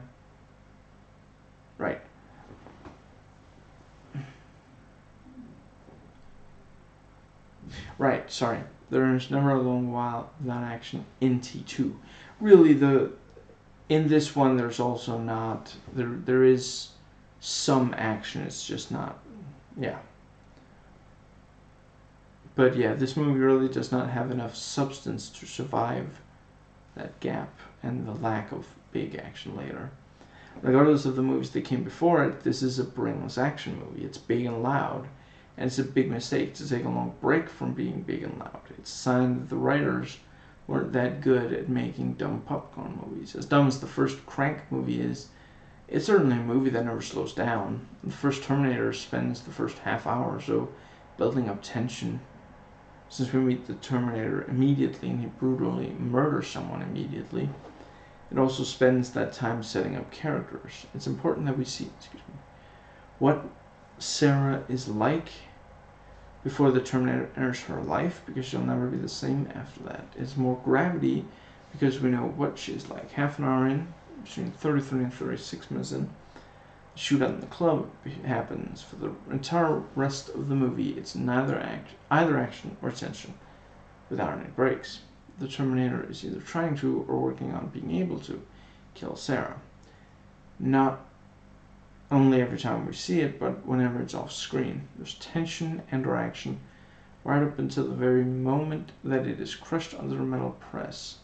The movie ends maybe 2 minutes later, after delivering very important information. That's absolutely perfect. The movie shouldn't be different from that. If it was made today, then 1984, it probably would have spent less time on Sarah, communicating what we need to know about her quicker.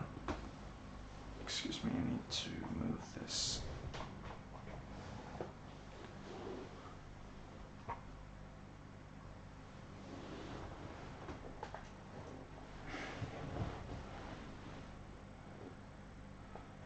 I'm not saying that this movie should have started with half an hour of build-up before getting going, but I am definitely saying that it should never have slowed down, just like the first movie doesn't.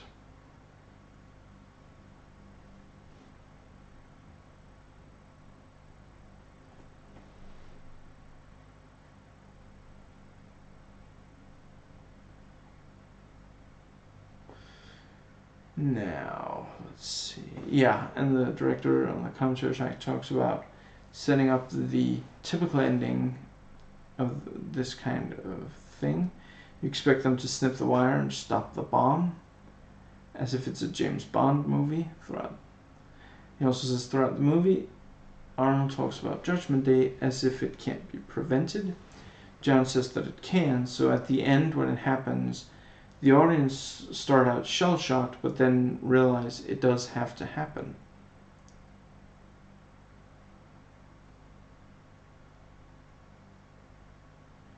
And the DVD comes with a gag reel. It's impossible for me to hate a gag reel. Seeing people crack up and mess up their lines is just so humanizing and charming.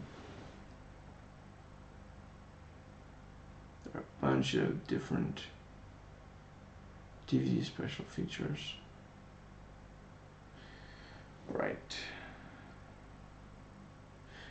There's a thing called the Skynet database. This is a series of text prompts detailing the films, stuff on the characters by name, what happened to kind of stuff. Now, the footage of Kyle is not Michael Biehn, and Sarah is not her actor either, and T-1000 is not. I guess maybe they didn't have the rights to use that footage. It's the only thing I can really think of.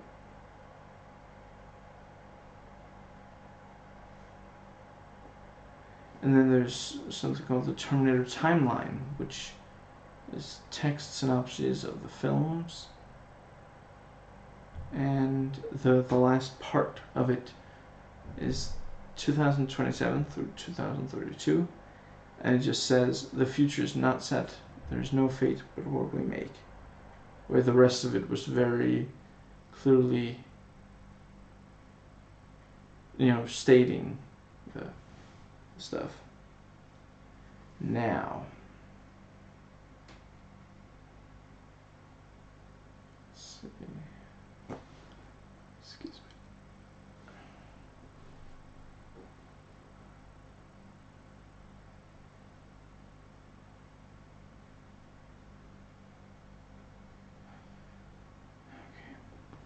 So, I'm not gonna fall asleep on camera. If I get too tired, I will stop recording. I wasn't sleeping. I was just resting my eyes. I swear. The Everything Wrong with Terminator 3 video. He points out that the streets of LA are completely empty, which is ridiculous.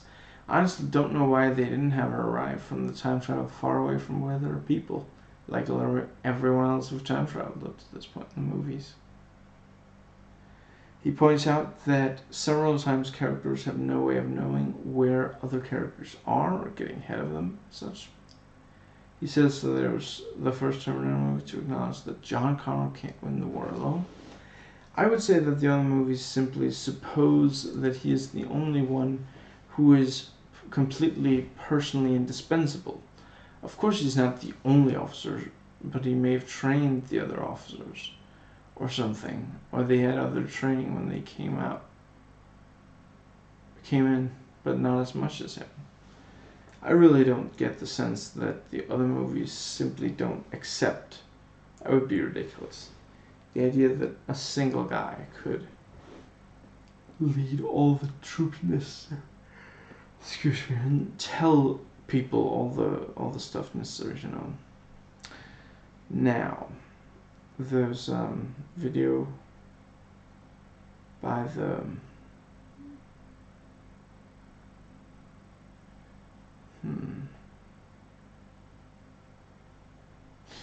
yes, right, the Twin Perfect in a video used to be called Fridge Logic, and then something Terminator. But they've now renamed a bunch of their videos about why you are wrong about it. So now it's called Time Travel is Wrong in the Terminator. Now, they say that in T3 the action is great. The car chases and robot fights are some of the best we've seen up to this point. I'm not entirely sure if it means when the film came out, and it means that it has been topped since then, or when they put the video out in 2011. Anyway, yeah, again, if you're just talking about like things were moving fast on screen and go on for a longer time than earlier movies, yeah, sure. But if you're bothered by stuff that's stupid, then I wouldn't really say that. Why am I so tired? I slept a good amount last few days. Anyway,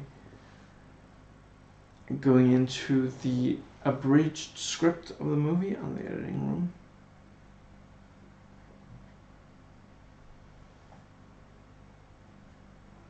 It points out, he's that whole. Anyway, I'm a drifter now. The whole military leader thing never worked out, and I didn't know, how to do anything else. Now, the only reason he isn't a military leader or employed is so that the plot would then have to deal with that. And the writers didn't want to do so. Hypothetically, let's say he had a job at the start. You'd have had to tell someone that he would have to explain to the people he works with that he can't go, or there would be scenes of them wondering where he is.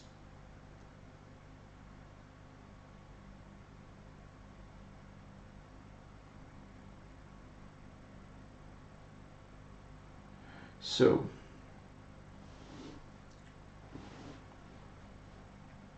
yeah, ultimately I suggest you read it for yourself. Now, I thought that he did a good job explaining, he says the chase continues and continues and eventually stops.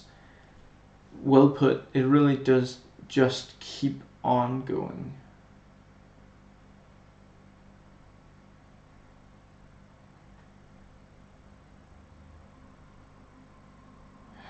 So, So let's see.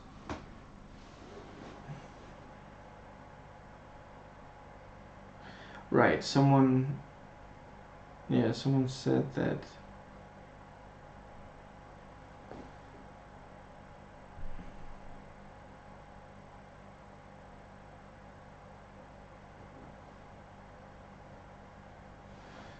someone said that, the TX couldn't, excuse me.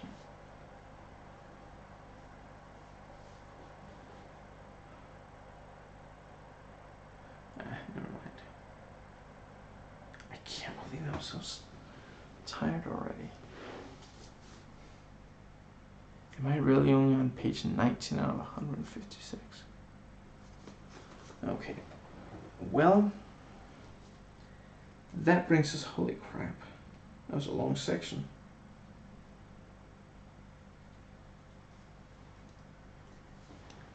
TX.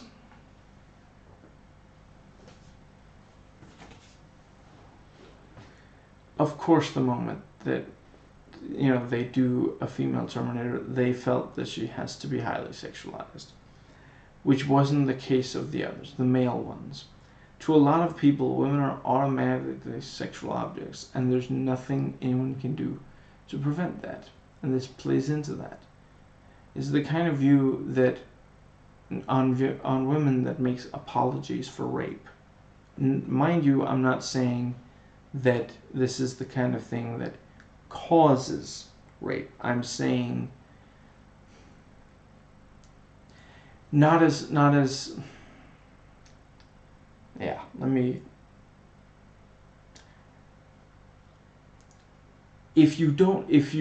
the people who refuse to accept that women are not always sexual objects, that is a view that leads to rape.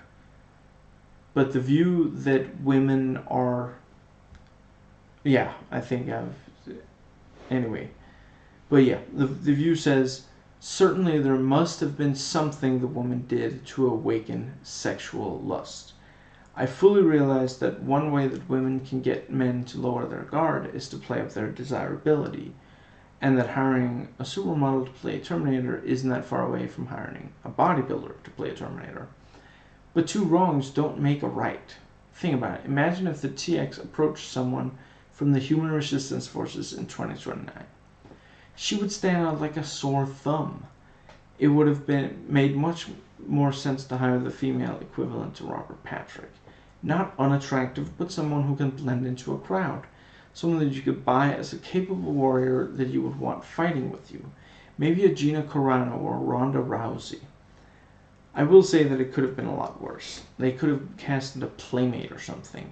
Kristanna Loken can act. In my opinion, she was great on Burn Notice.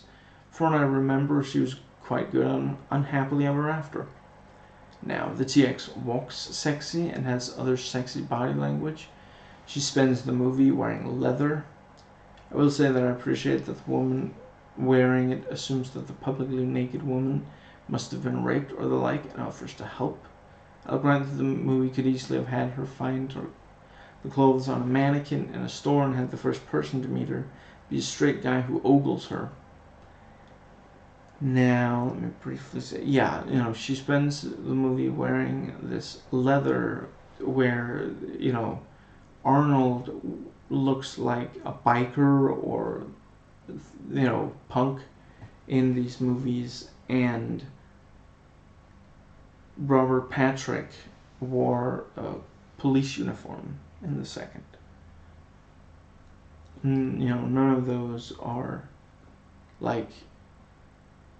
automatically sexual.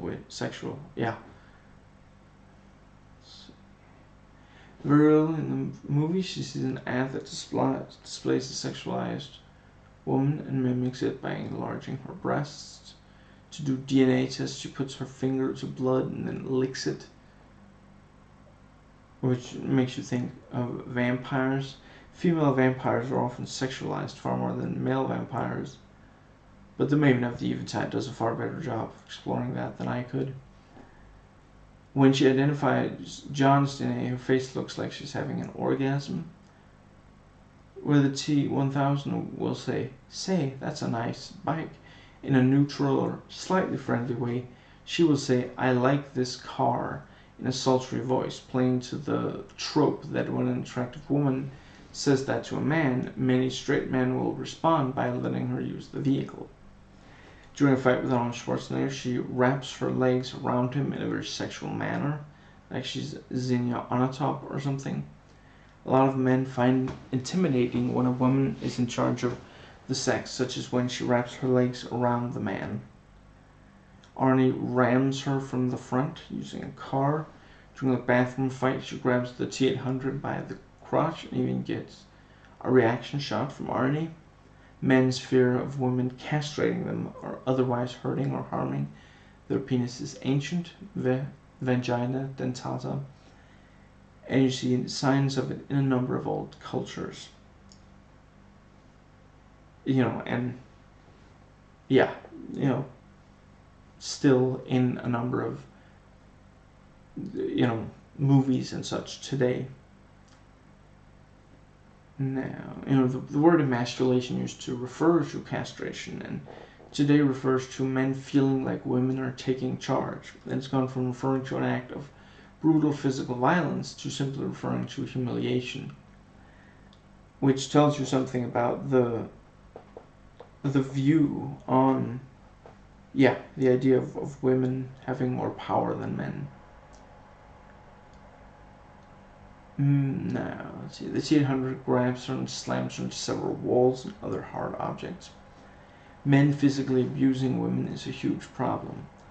Near the end, she is forcibly restrained due to magnetism, and when the hypermasculine Arnold Schwarzenegger character defeats her, he does so by shoving something into her mouth, preventing her from spitting it out and holding her down. Her eyes even look directly at him in fear, as if pleading for him to stop.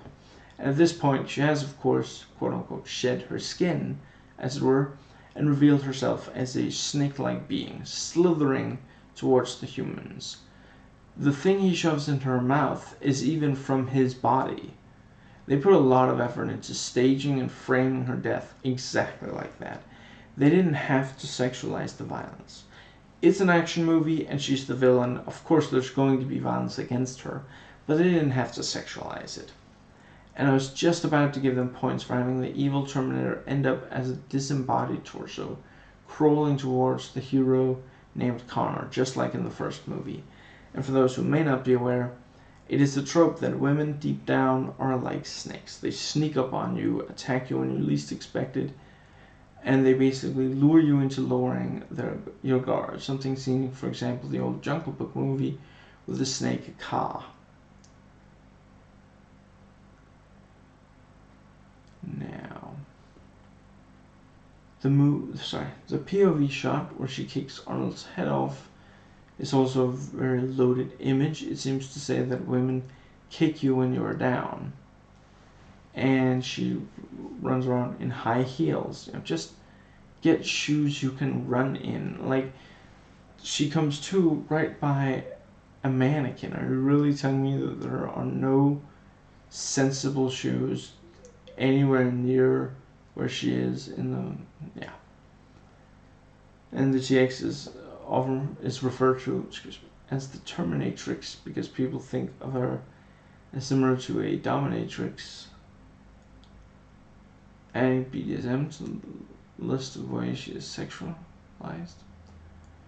I fully acknowledge that there is some sexualization of Summer Glau's female Terminator Cameron on the TV show, but it is substantially less. They didn't hire a supermodel, they hired someone attractive but someone who could blend in, a female Robert Patrick. And on the show, the sexualization is not constant. There are scenes where she and John are in intimate circumstances. In those there is some sexualization, but so instead of mere titillation, it is exploration of the idea of human beings having sex with androids and or cyborgs, which is something that, sex robots are on the way, so that is something that we're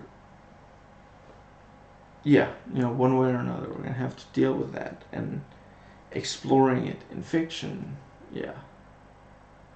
The first female Terminator is also the first Terminator to show emotion outside of.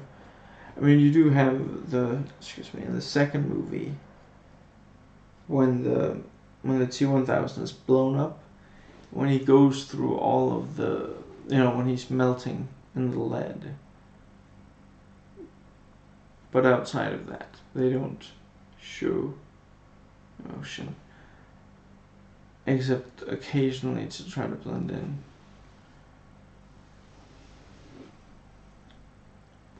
Now, the show's Terminator will sometimes imitate emotion to convince others that it's human, and there may be other reasons, but I'm not going to spoil.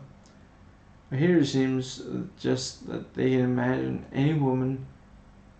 They can't imagine any woman not being emotional, even a robot woman.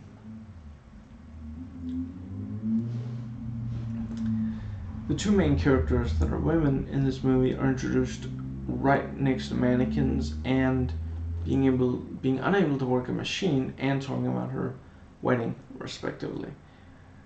Maybe I'm reading too much into it, but when she can't activate the price scanner thing, she's holding it up to the thing, he kind of takes it from her and tries to make it work himself. He has this just slightly demeaning facial expression, like he doesn't. He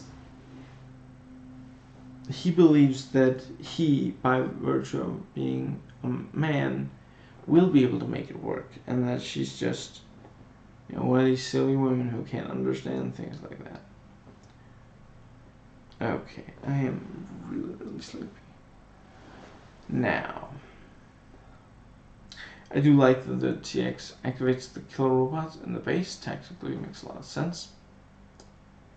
Now the TX, the reason it doesn't blow up the car that Claire's in, instead of walks up, punches out the window,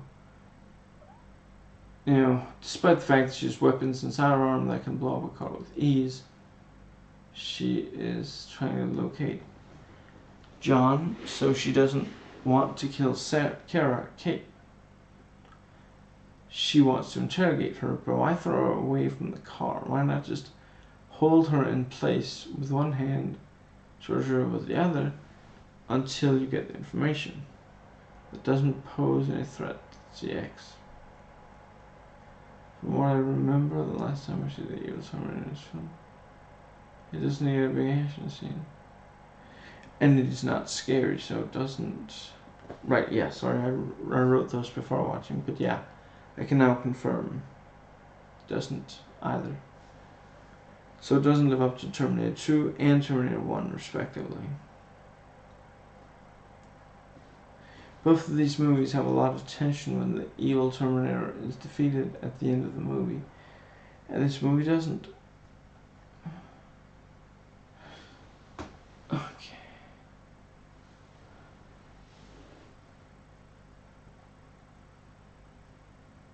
Before you defend Terminator 3 for not using the shape-shifting abilities, well, keep in mind the same year X-Men 2 came out.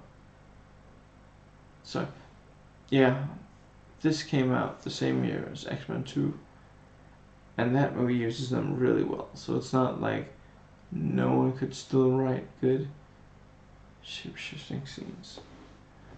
Man, I'm tired.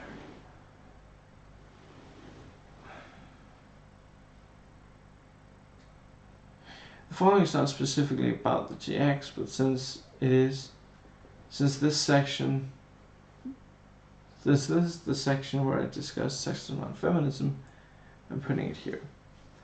The first movie, there's the element of a love story between a future soldier and this young woman in the present. In the second one, it's not romantic love, it's love between a mother and son and their killer robot. But with this, they of course felt that they had to resort something said in a lot of mainstream movies. The guy and the girl gonna end up together. I imagine the writers of this probably spent the entire second movie just waiting for John Connor's girlfriend to show up. I do just very briefly want to say, apparently someone said maybe the red-haired girl who says, I think he's at the Galleria in the second movie, that's Kate, which is not a bad theory. Anyway, notice how much less the character of Kate has to do in this movie than Sarah had in either of hers. In my more recent video on the first movie, I go into how much more Sarah contributed. The first one previously had just been that she's there to be protected by the guy.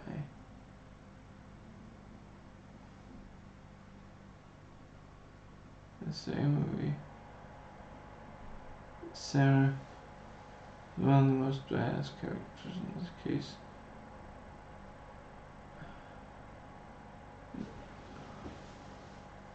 Right, in this, Kate barely gets to be cool, and she certainly doesn't get to be compelling outside of that. And I may have already noted, but yeah, when she tries to get out of the car, the back of the car, when Arnie leaves the 7-Eleven, she looks pathetic as she's struggling. And the same for when he knocks her away as she leaves the plane to help John. She's made out to be obnoxious. Let's see. She's in the way, and she's just there to bear John's children. This was never the case for the son of the first movie or John or Terminator 2. John and Terminator 2. Let's see. Because John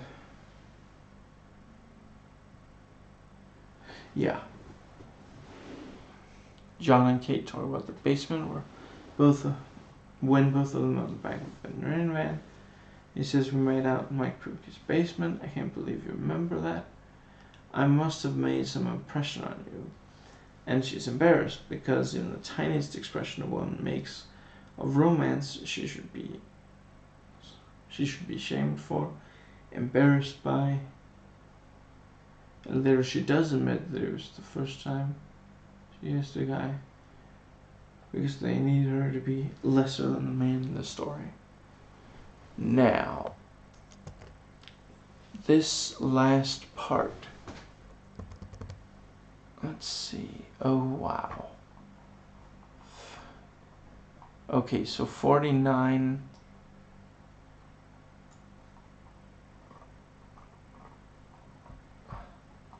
Separate notes that I'm gonna get into instead of getting into everything. So this is the final section, which I forget what it's called. Something with IMDb, Wikipedia, and critics sites, I think.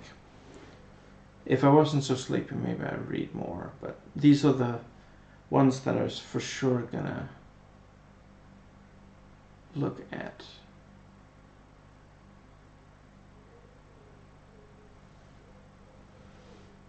Yeah, there's at least one critic that says, T3 was doomed from the very day creator James Cameron decided to pass on it. It could still have been a lot better. It has the sour, depressive vibe of an untested director submitting to a predetermined mythology, not his own. Very well put.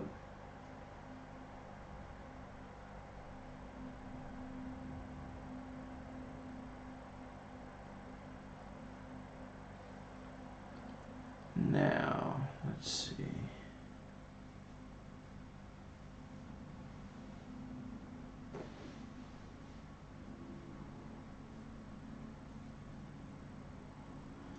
And there's this review that says some of the scenes, these are much better than Matrix Reloaded and Hulk.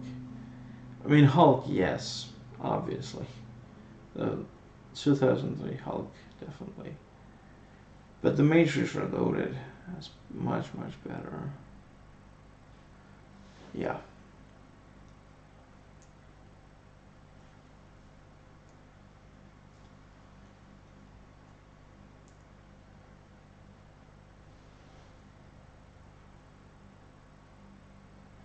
And yeah, someone wrote in 2003, you know,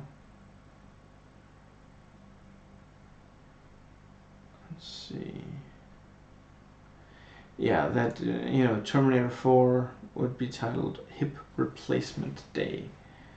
It's funny to reread this review in 2019 when Arnie is still doing action movies, although it's possible that he's doing less.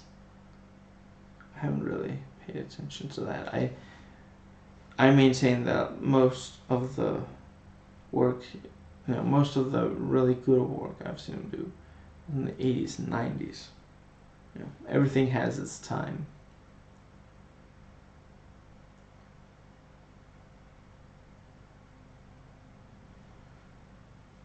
And yeah, this one critic says it's a sick kick to watch Der Arnold battle a Swiss Army knife shaped like a Maxim cover girl.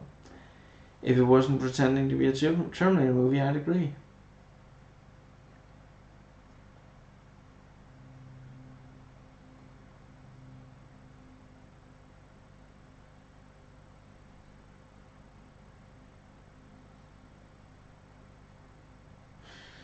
Right, so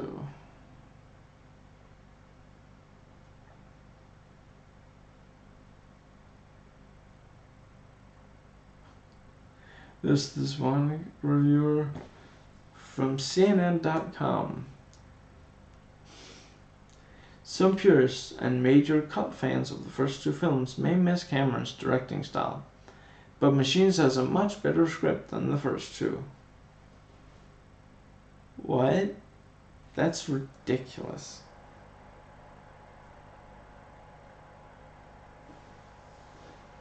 This one guy says it's more of a spoof than a sequel.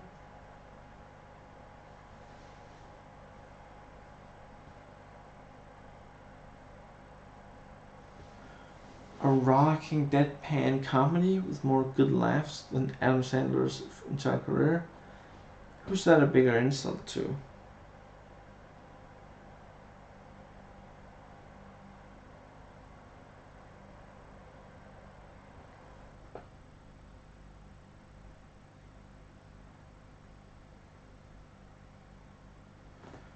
The film reimagines the Adam and Eve myth, but with a post-industrial edge and a distinctly feminist slant. I don't really know what the feminist, because it's a, I don't know.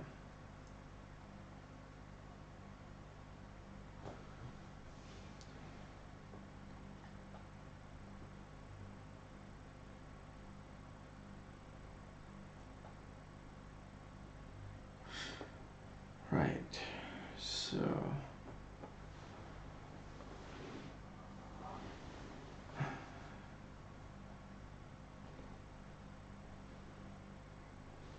yeah, for my money, the Matrix Reloaded, chase scene, vehicle chase scene, is far superior, and I do maintain that movie has major flaws, and overall is much better than this. In the original script, during the scene in which John was sitting on the bridge, he was actually thinking about suicide because his life has no meaning without Judgment Day. That could have been an interesting element. I mean, he does threaten suicide.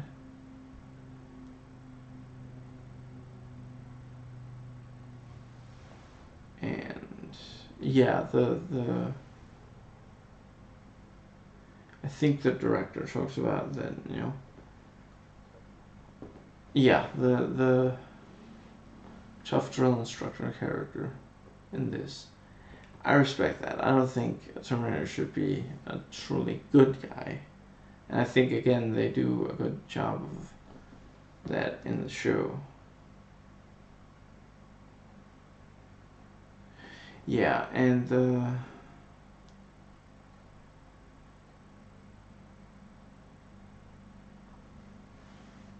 let's see. Yeah, I don't really have anything to.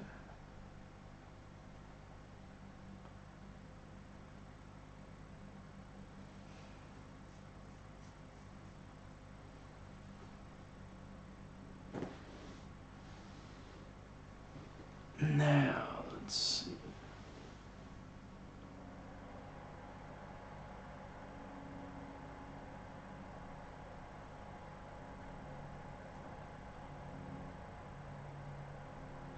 Ang Lee was actually offered to direct this film and turned it down to make Hulk instead.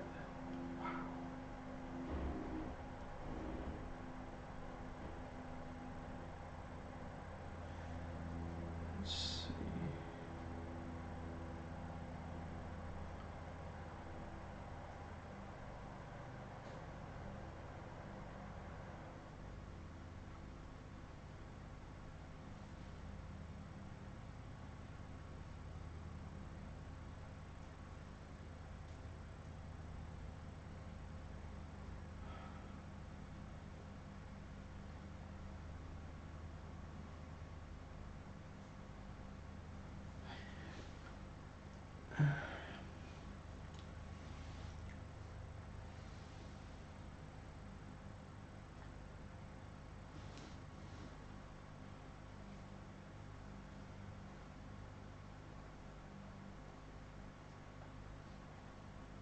Let's see.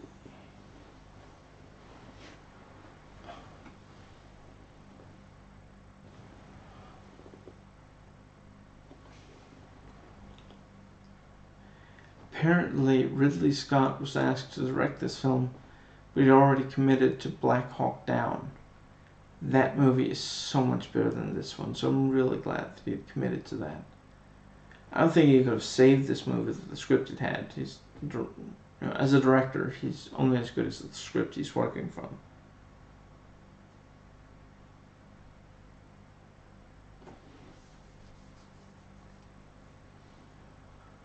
Now,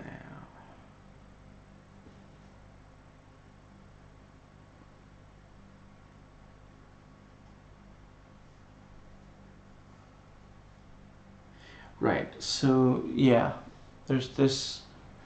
Kate's character is meant to serve as our eyes and ears into the world of the Terminator, being the outsider of the group.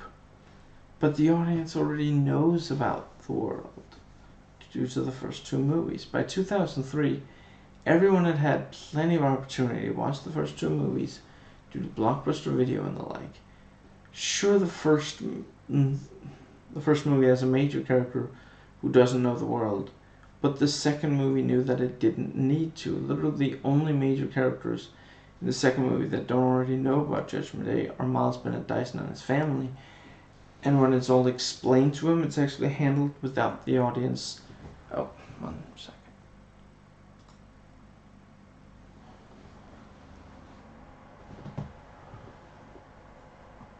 Yeah, without the audience having to hear it. We have a voiceover by Sarah explaining what that they told him. I literally have no clue whatsoever why they thought it was necessary in the year 2003 to explain the world of the Terminator in a Terminator movie. Just cultural osmosis.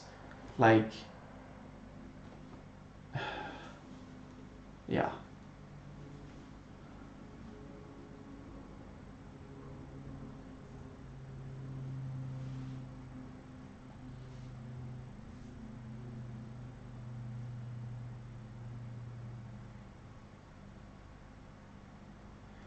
Jerry Ryan was originally supposed to be, was considered for the TX, which does make sense for, Voyager. Now,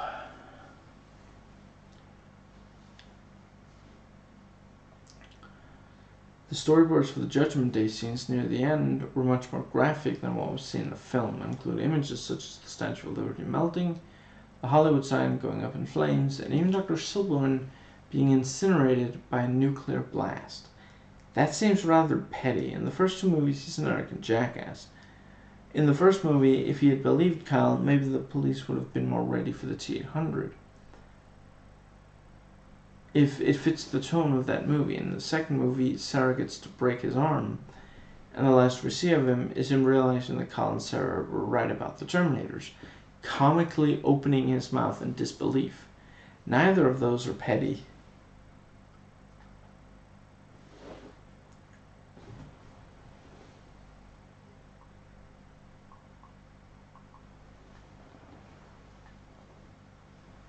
Excuse me.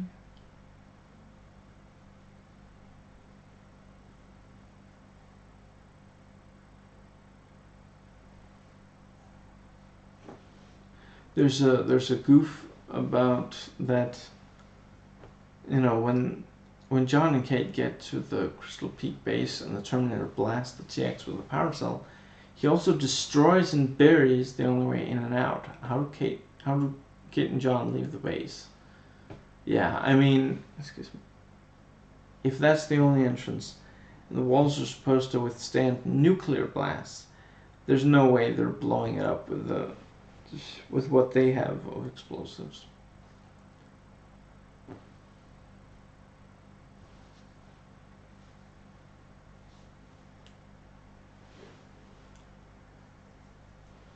And let's see.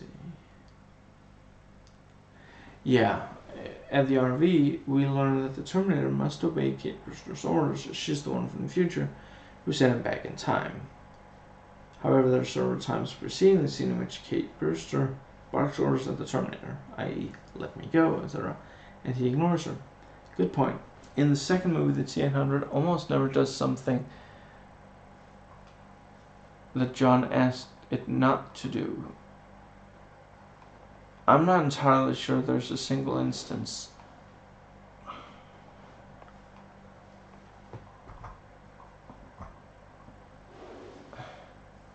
where it goes against what John says, other than at the very end when Sarah helps it die.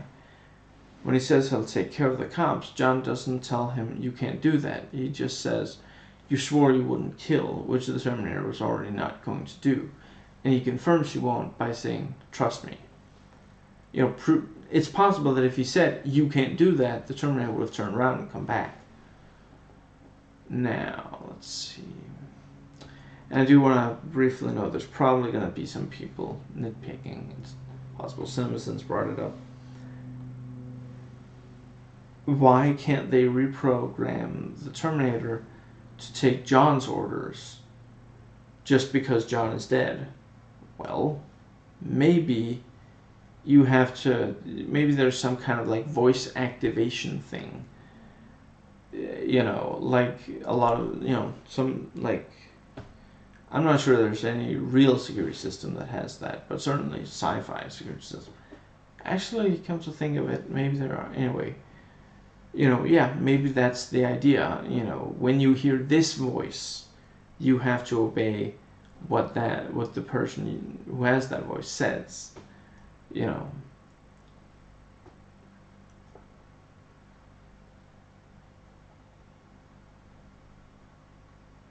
Right, and you have the bit with, like, you know, where she's like, she doesn't want to be with John. She says, you're a mess. And he's like, you're not exactly my type either. You're actually going to act hurt that she doesn't want someone she found stealing drugs, who pulled a gun on her within a minute of meeting her?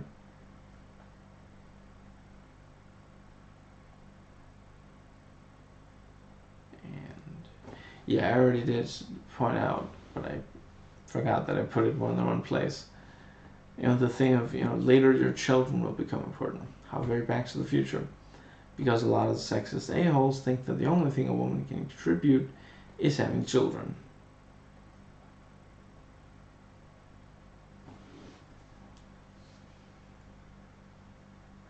when Arnie has been reprogrammed and is coming at John, you know what, maybe I'm rationalizing, but I do think that the reason that Arnie, Terminator in this scene, keeps throwing John away is that that's all he can do to fight his programming, physically speaking.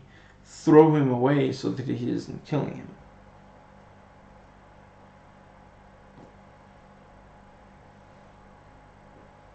And there's the dialogue, you know.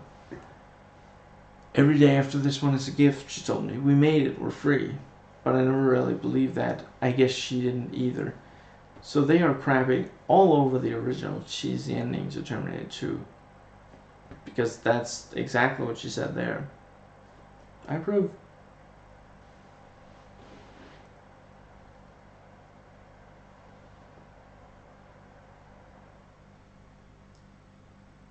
On the Jay Leno show, Arnold Schwarzenegger mentioned he showed the movie to the troops in Iraq in 2003 to enhance their ability to resist torture at the hands of the enemy. Smart thinking. Let's see. I forget, is this the pose like the, you know, I don't remember what the original text is, but there's a, it's a meme. There's a variant with Bane, and it's like, you don't have to shoot a man before throwing him out of a plane. And there's at least one Shrek variant, which is quite funny. Anyway. Yeah, and there's this bit from the FAQ. Why would John think the T-850 would remember him even when he saw the T-800 destroyed at the end of T2? And yeah, there are three options, and the third is that it was written into the script purely as exposition in order to bring viewers up to speed with what happened in the previous movie. And yeah, it's definitely, I would definitely say that's it. Now, yeah, so that's absolutely everything that I had. Very specific. Yeah, so I guess that's gonna be it for this one. I did get everything said that I especially badly wanted to. So let's see, is there anything final? I don't know if it was Jonathan Mostow or Kristal Logan who were responsible for the TX having so many human, you know, showing so much emotion and such. But whoever it was clearly didn't understand how Terminators work. It's a very strange. I mean, I kind of, you know, I tried to rationalize with saying maybe it's, you know, she's a more advanced Terminator, so maybe she's better at you know, blending in by having more emotion like that. But no, it's just, and it's so weird because the Arnold Schwarzenegger robot does have the same behavior as in the other movies, you know, very kind of deadpan and yeah, not showing emotion and such. So it's not as though they didn't understand it at all. Excuse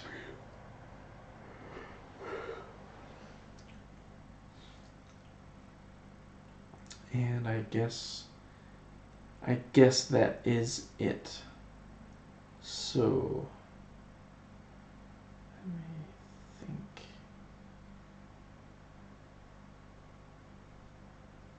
Yeah, that's so. I hope you enjoyed watching, as I enjoyed recording, at least, and I will catch you next.